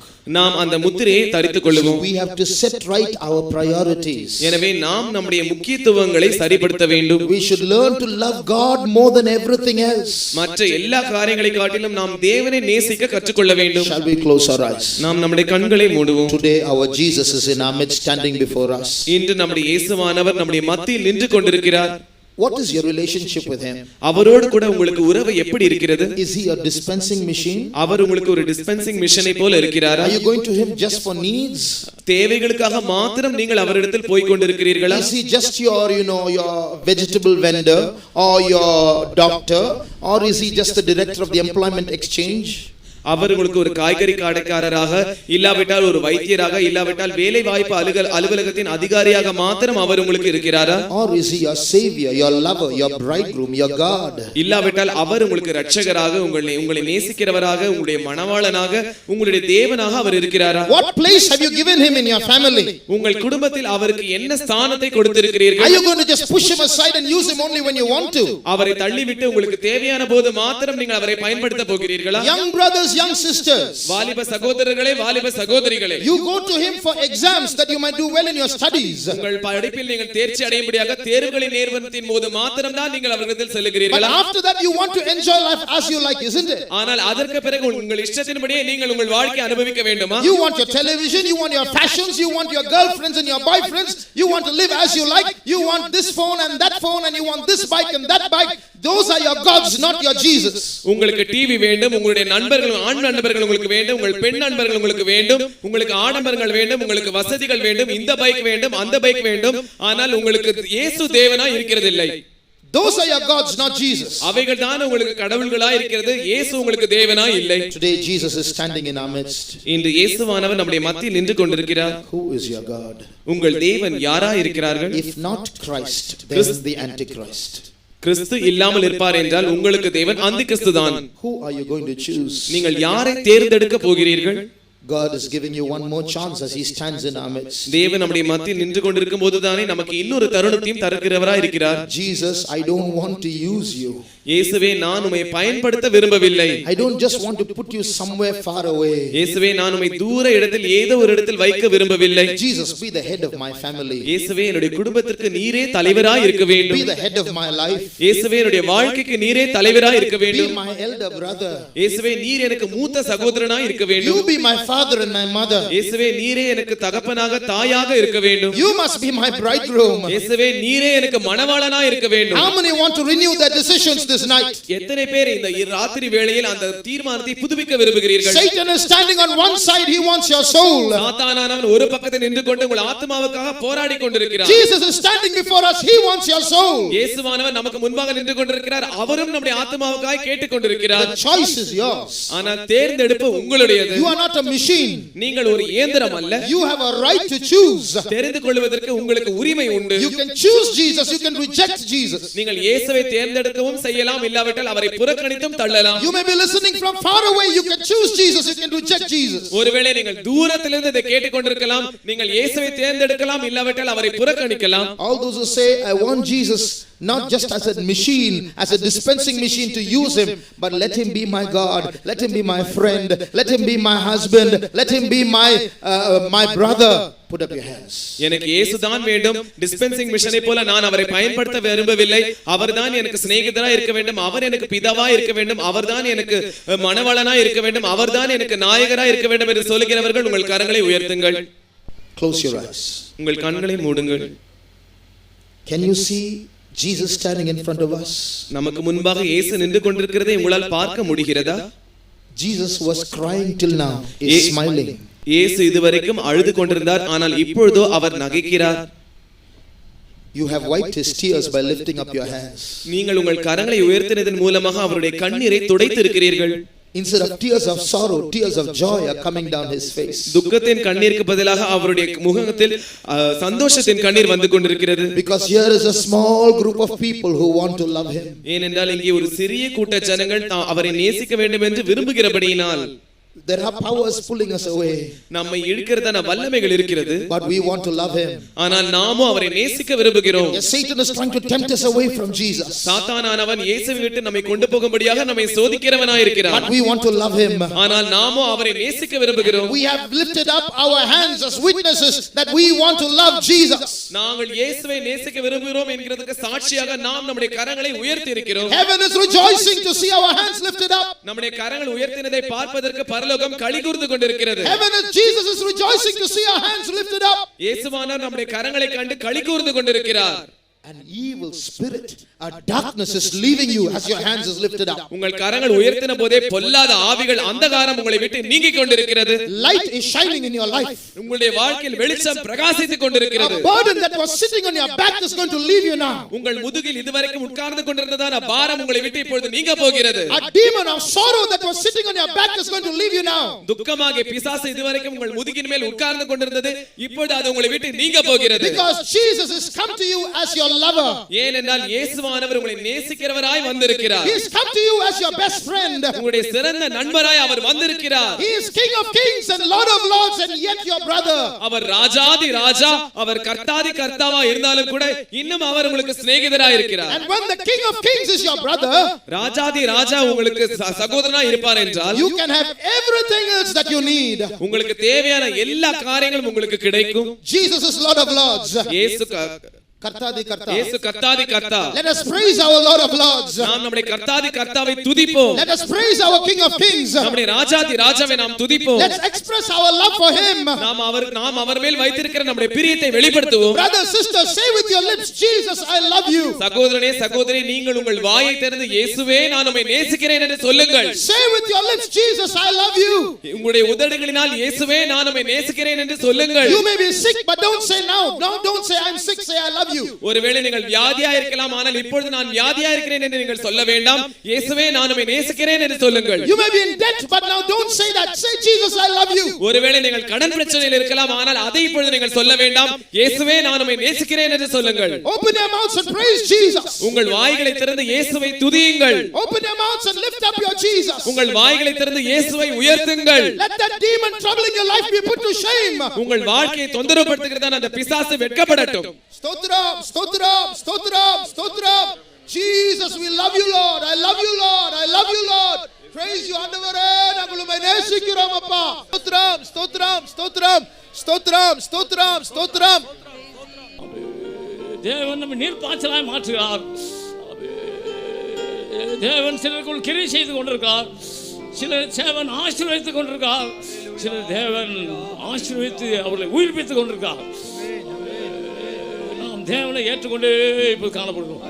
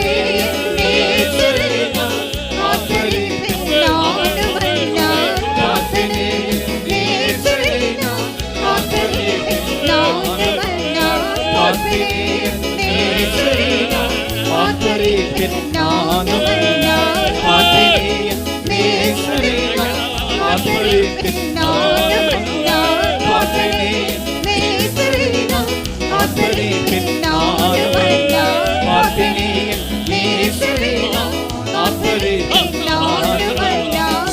ஆத்மீயன் நேசரினால் ஆத்மரீபின் ஞானமறியார். ஆத்மீயன் நேசரினால் ஆத்மரீபின் ஞானமறியார். ஆத்மீயன் நேசரினால் ஆத்மரீபின் ஞானமறியார். ஆத்மீயன் நேசரினால் ஆத்மரீபின் ஞானமறியார். ஆத்மீயன் நேசரினால் ஆத்மரீபின்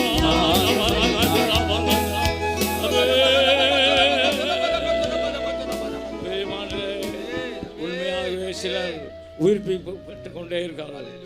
சிலர் சோர்வுகள் மாற்றப்பட்டு கொண்டே இருக்கிறது. சிலருடைய பலவீனங்கள் நீங்கப்பட்டு கொண்டே இருக்கிறது. சிலர் உயிர்ப்பிக்கப்பட்டு கொண்டிருக்கார்கள்.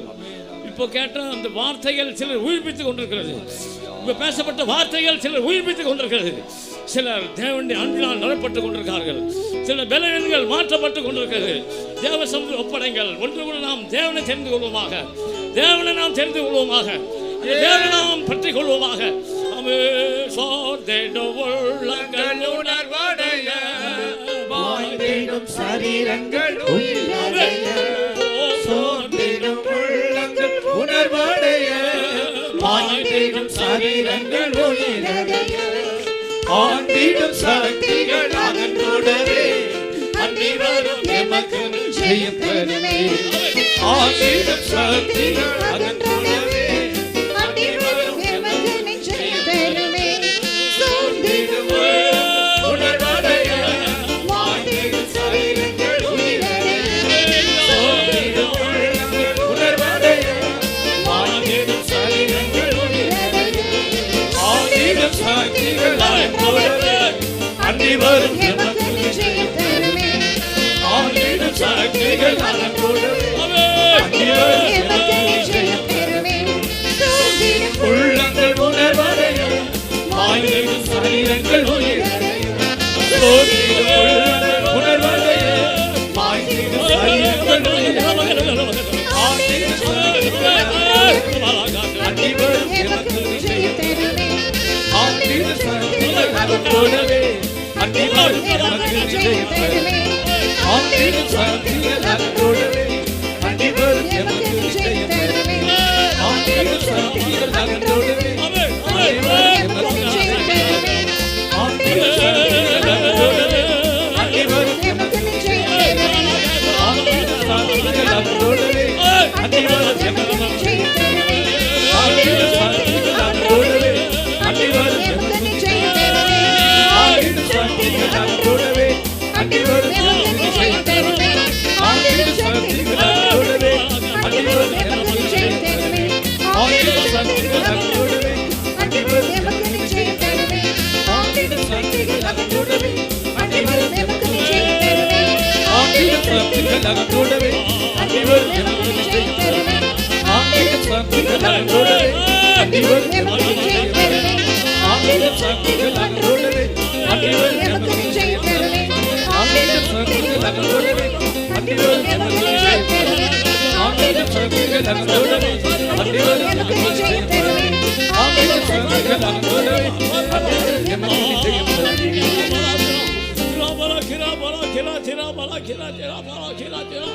ஓட்டமே உமதாவே மாற்றமே உம்மை போலவே ஊற்றிடுவே.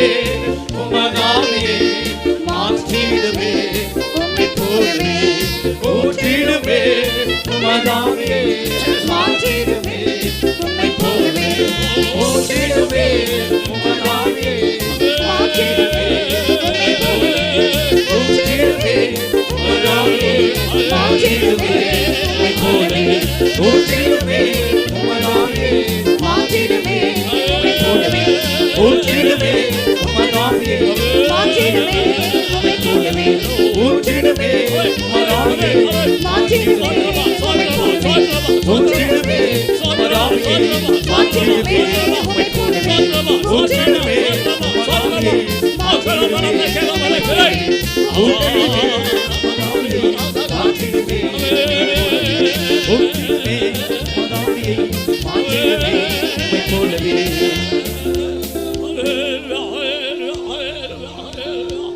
உண்மையாகவே அவர் அந்த தண்ணீரை போல அவர் அந்த ஆவியை ஊற்றி கொண்டே இருக்கிறார். சில வறண்ட நிலங்கள் நீர் பாய்ச்சலாக நிலமாக மாறிக்கொண்டிருக்கிறது. தேவன் சில நீர் பாய்ச்சலாக மாற்றிக் கொண்டிருக்கிறார். அந்த வறட்சிகள் மாறிக்கொண்டிருக்கிறது. அவங்களுடைய கவலைகள் பாரங்கள் நீங்க கொண்டிருக்கிறது. பிசாசு வறட்சியாக மாற்றிக் கொண்டிருக்கான். தேவன் சில உயிர்ப்பித்து நீர் பாய்ச்சலாக மாற்றுகிறார். அந்த தண்ணீர் அப்படியே தோட்டக்காரன் வந்து ஊற்றுவது போல பாய்கிறார். தேவசந்திர ஒன்று ஒப்படைங்கள். ஓ சேட்டோமே மாற்றிடுமே உம்மை போலவே ஊற்றிடுமே உம்மதாவே மாற்றிடுமே உம்மை போலவே ஊற்றிடுமே உம்மதாவே மாற்றிடுமே உம்மை போலவே ஊற்றிடுமே உம்மதாவே மாற்றிடுமே உம்மை போலவே ஊற்றிடுமே உம்மதாவே மாற்றிடுமே உம்மை போலவே ஊற்றிடுமே உம்மதாவே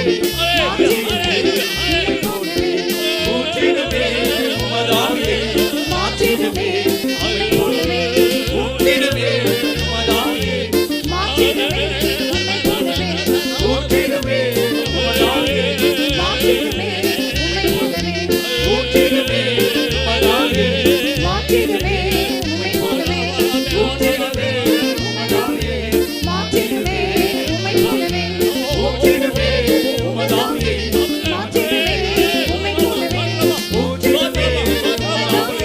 மாற்றிடுமே ஊற்றிடுமே உம்மதாவே மாற்றிடுமே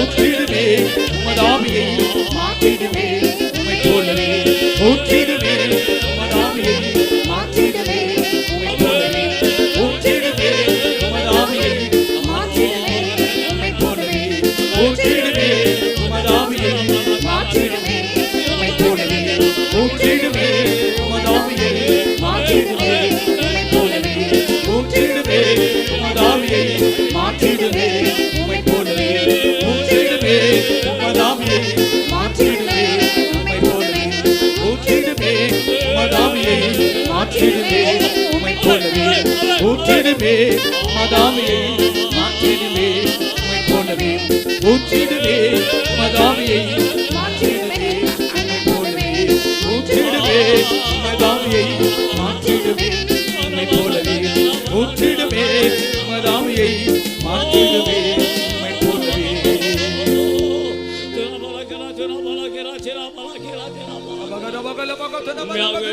அந்த தேவன் நம்மத்தில் அசைவாடி கொண்டிருக்கார். அந்த தேவன் நம்மத்தில் அசைவாடி கொண்டிருக்கார். இந்த காம்பவுண்டுக்குள்ள ஒரு அசைவாடி கொண்டிருக்கார். அந்தகார வல்லமைகள் ஓடிக்கொண்டிருக்கிறது. அநேக வந்த வல்லமைகள் பறந்து போய் கொண்டிருக்கிறது. அநேக அந்தகார வல்லமை இந்த காம்பவுண்டு ஓடுகிறது. இங்கே தேவனுடைய வல்லமை கிரியை செய்து கொண்டிருக்கிறது. தேவனுடைய நாமத்தை நாம் விசுவாசிப்போம். அந்த தேவனுடைய நாமத்தை பற்றி இந்த ராத்திரியில் நாம் கேட்டோம். அந்த தேவனை பற்றி நாம் கேட்டோம். அந்த தேவனை நாம் தெரிந்து கொள்வோமாக. பிசாசை நாம் தெரிந்து கொள்ள வேண்டாம். அந்த பிசாசு வெட்கப்பட்டு கொண்டு கொள்ளலாம். அந்த பிசாசு வெட்கப்படட்டும். தேவனை நாம் நாமத்தை விசுவாசிப்போம். தேவனுடைய நாமத்தை நாம் ஏற்றுக்கொள்வோம். அந்த தேவனத்தில் நாம் அன்றிக் கொள்வோமாக. இயேசுவே நாமோ வல்லமை உள்ளது. இயேசுவே நாமம் ஜெயமலைக்குமே. இயேசுவே நாமம் வல்லமை உள்ளது. இயேசுவே நாமம் ஜெயமலைக்குமே. இயேசுவே நாமம் சாவினை நீக்குமே. இயேசுவே நாமம் ஔஷதமே. இயேசுவே நாமம் சாவினை நீக்குமே. இயேசுவே நாமம் ஔஷதமே. இயேசுவே நாமம் வல்லமை உள்ளது. இயேசுவே நாமம் ஜெயமளிக்குமே. இயேசுவே நாமம் வல்லமை உள்ளது. இயேசுவே நாமம் ஜெயமளிக்குமே.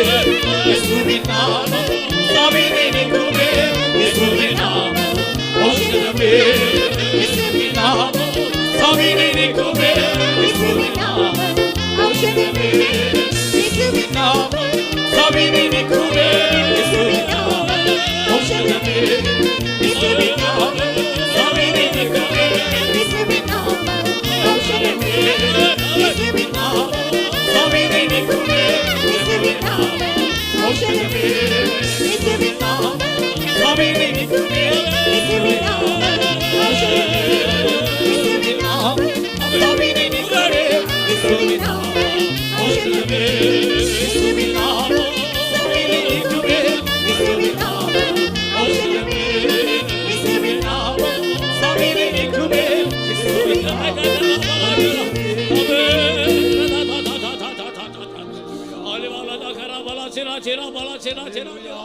பிரியமானே, அந்த இயேசு நாமத்துக்கு உண்மையாகவே வல்லமை உண்டு, அதிகாரம் உண்டு. எல்லா அந்தகாரத்தின் வல்லமையும் ஜெயிக்கக்கூடிய ஒரு அதிகாரம் உண்டு. இன்றைக்கு இந்த கூட்டத்தில் வந்து எத்தனை பேர் அந்த நாமத்தை விசுவாசித்தபடியால் எத்தனை அந்தகார வல்லமைகள் ஓடிக்கொண்டிருக்கு. பாளையங்கோட்டை கன்வென்ஷனில் ஒரு 2 வருஷத்துக்கு முந்தி பாஸ்டர் வெஸ்லி வந்து கன்வென்ஷன் நடத்தி கொண்டிருக்கா. அந்த சாயந்தரம் ஒரு பாஸ்டர் பிரசங்கம் பண்ணி முடித்தார். நான் நினைக்கிறேன் பாஸ்டர் மைக்கேல் தாமஸ் நினைக்கிறேன், அவரோ பாஸ்டர் மாணவரும் ஞாபகம் இல்லை. அந்த பிரசங்கம் முடிஞ்ச உடனே பாஸ்டர் வெஸ்லி வந்து ஆவியின் கூட்டத்தை நடத்தி கொண்டார். இந்த கூட்டம் முடிஞ்சு 9 மணிக்கு இது போல் நான் நடத்துறது போல் அவர் ஆவின் நடத்தி கொண்டு இருக்கும்போது அந்த காம்பவுண்டை கொடுத்த அந்த ஸ்கூல் அந்த பிரின்ஸிபல் ஒரு சிஎஸ்ஐ காம்பவுண்ட் எங்களுக்கு கிடச்சி அந்த அந்த கன்வென்ஷன் நடத்த பாளையங்கோட்டை பெய்த்தவங்க மெயின் ரோட்டில் அந்த ஜெயிலுக்கு எதிர்ப்புறத்தில் சென்ட்ரல் ஜெயில் எதிர்ப்புறத்தில் ஒரு சிஎஸ்ஐ காம்பவுண்டு கிடச்சிது. அந்த காம்பவுண்டில் அந்த சிஎஸ்சி அந்த பிரின்சிபல் அதுக்குரிய பொறுப்புள்ளவர் வந்து ஒரு சிஸ்டர் வந்து அவங்க ஒரு லேடி தான் உட்கார்ந்து கொண்டார்கள். அவர்கள் சிஎஸ்சி சேர்ந்தவர்கள். லாஸ்ட்டில் உட்காந்து சேரில் உட்காரும்போது அவர்கள் சொப்பனம் கண்டார்கள். பெருச்சாளி பலவிதமான சின்ன சின்ன மிருகங்கள் நரி போல பெருச்சாளி போல பலவிதமான கெட்ட மிருகங்கள் அந்த காம்பவுண்ட் ஓடுதாக கண்டார்கள். திங்கக்கிழமை நானும் பாஸ்டர் லூக்காவும் போய் அவளை பார்த்தோம். அந்த கன்வென்ஷனுக்கு பாஸ்டர் லூக்கா வந்திருந்தார். திங்கக்கிழமை கன்வென்ஷன் முடிஞ்சு நாங்கள் அந்த பிரின்சிபலை போய் பார்த்தோம். அவர்கள் சொல்கிறார்கள், நாங்கள் உங்கள் கன்வென்ஷனில் வந்தோம், நான் ஒரு சிஎஸ்சி ஆள், இங்கே பிரின்சிபலாக இருக்கிறேன், ஆனால் உங்களை கடைசியில் நான் சேரில் உட்காந்து கொண்டிருந்தேன். சேரில் உட்காந்து கொண்டிருக்கும்போது இப்படி ஒரு சொப்பனத்தை கண்டேன்.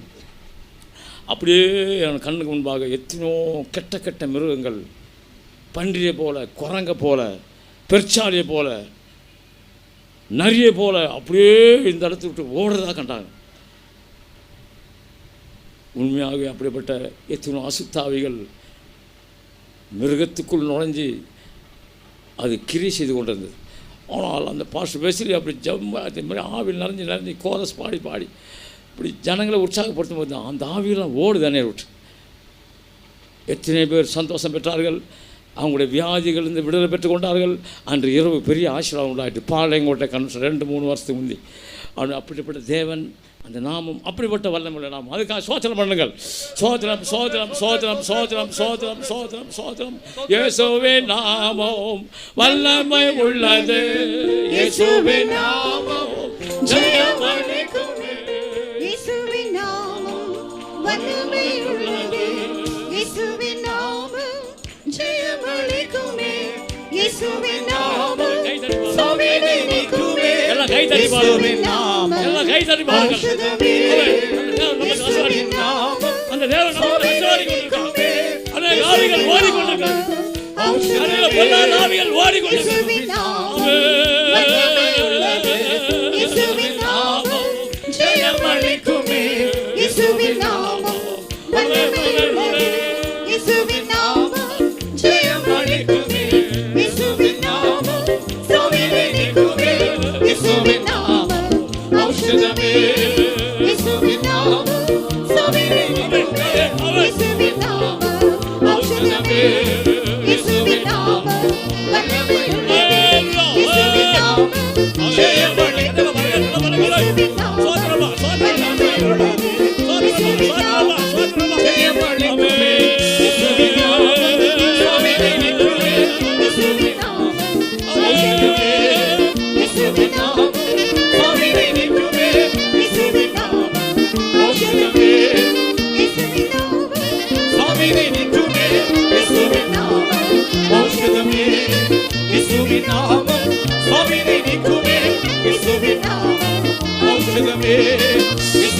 நாமம் சாவினை நீக்குமே இயேசுவின் நாமம் ஔஷதமே இயேசுவின் நாமம் சாவினை நீக்குமே இயேசுவின் நாமம் ஔஷதமே இயேசுவின் நாமம்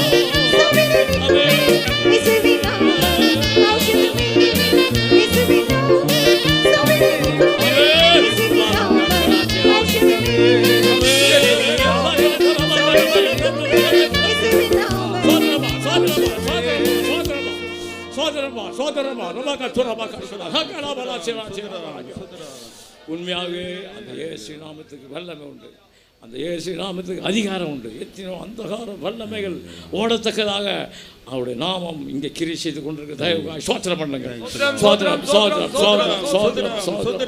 இங்கே வந்திருக்க நாம் அந்த இயேசு நாமத்தை விசுவாசித்தபடியால் எத்தனோ சோர்வுகள் நீக்கப்பட்டது, எத்தனோ கவலைகள் பாரங்கள் எத்தனோ பிரச்சனைகள் நீக்கப்பட்டதால் சில விடுதலை பெற்றுக் கொண்டு நின்று கொண்டிருக்கார்கள். அதுக்காக சோதனை பண்ணுங்கள். அந்த ஆவிகள் பெருச்சாலியை போல நரியை போல குரங்க போல பலவிதமான கரடியை போல அது ஓடிக்கொண்டே விட்டது. அது ஓடி விட்டு அதுக்காக சோதனை பண்ணுங்க. பரிசுத்த ஆவியானவர் இந்த கூட்டங்கள்ல கிரி செய்தபடியால சோதனை பண்ணுங்க. நீங்க வருகிற நாட்களிலும் கூட்டங்கள் ஆசீர்வதிக்கப்பட கர்த்தர் உதவி செய்ய சோதனை பண்ணுங்க. ஜெபம் பண்ணுங்க. அன்புள்ள ஆண்டவரே, தர்மையான மாலை காம துதிக்கிறோம். சொத்தரியும் கர்த்தாவே, அடியார் இந்த தேசத்தை நேசி நீ தந்தான விசேஷத்தை வேதபாட கூட்டங்களுக்கு நம்ம நன்றியோடு துதிக்கிறோம். சொத்தரியும் கர்த்தாவே, நீ கொண்டு வந்தான தேவஜனத்துக்காக சொத்துறோம், நீ கொண்டு வந்தான எல்லா புதிய ஆத்மகளுக்காக சொத்துறோம். அன்று எங்கள் பாட்டெல்லாம் பொறுப்படுத்திரே அவைகளாய் ஆசித்து தந்திரே துதிக்கிறோம். சொத்தரிக்கிறோம் கர்த்தாவே. ஓ தேவ சமூகத்தை ஆனந்தமாய் பேரின்மை மாற்றி தந்திரே வீட்பிக்க வல்லமையார வீர்ப்பித்தபடியால் துதிக்கிறோம். சொத்தரிக்கிறோம் கர்த்தாவே. மகன் மூலமாய் தாசர் மூலமாய் நீ சொல்லி தந்த எல்லா ஆலோசனைகளுக்காக துதிக்கிறோம். சொத்தரிக்கிறோம் கர்த்தாவே. ஆண்டவரே, நீரோ எங்கள் உள்ளத்தை காண்கிற தேவனாய் இருக்கிறீர் கர்த்தாவே. மனுஷனோ முகத்தை பார்க்கிறார், நீரோ எங்கள் உள்ளங்களை கவனித்துக் கொண்டிருக்கிற தேவனாய் இருக்கிறபடியால் துதிக்கிறோம். சொத்தரிக்கிறோம் கர்த்தாவே. வஞ்சனையான இருதயங்களுக்கு வேண்டாம், வஞ்சனையான இருதயங்களுக்கு வேண்டாம். உத்தம இருதயத்தை ஒவ்வொருக்கு தந்துள்ளபடியாக வேண்டிக் கொள்கிற கர்த்தாவே. ஆண்டவரே, உலகத்தை காட்டிலும் விலையேற பெற்ற ஆத்மாவில் தந்திருக்கிறபடியால் துதிக்கிறோம். இந்த ஆத்மா இந்த இருதயம் பிசாசுக்கு அல்ல, உமக்கே சொந்தமாகட்டும். ஆண்டவரே, ஒவ்வொருவரும் கர்த்தாவே தங்கள் இருதயத்தை உமக்கு ஒப்புக்கொடுக்க நீ கிருபை செய்தபடியால் துதிக்கிறோம். சொத்தரிக்கிறோம். அந்தி கிறிஸ்துவை அல்ல, உமையே நாங்கள் சந்திக்க வேண்டும் கர்த்தாவே. வேக மத்தியாகாத்து வெளிப்பட போகிறீர், பரிசுத்தமாக்கப்பட்ட சேர்க்கபடியா எங்கள் இயேசுவே மத்தியாகாத்து வெளிப்பட போகிறீர். ஆண்டவரே, இந்த ஜனத்துக்கு எல்லாரும் தகுதியாகும், வந்திருக்கிற எல்லாரையும் கர்த்தருடைய ராஜ்யத்துக்காக தகுதியாக ஆண்டவரே, பாவத்தின் பிடியிருந்தும் சாபத்தின் பிடிதும் வியாதியின் பிடிதும் எல்லா காரணத்தை விடுவிக்கபடியா வேண்டிக்கிறோம்.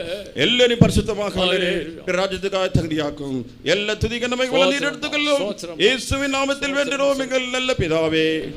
சோதரம் சோதரம் சோதரம் சோதரம் சோதரம் சோதரம் சோதரம் சோதரம். நம்முடைய கர்த்தராகிய இயேசு கிறிஸ்துவின் கிருபையும் பிதாவாகிய தேவனுடைய அன்பும் பரிசுத்த ஆவியின் ஐக்கியமும் நம் அனைவருடன் கர்த்தராகிய இயேசுவோடு இருப்பதாக. சத்தமா 3 நாளில் போடுங்கள்.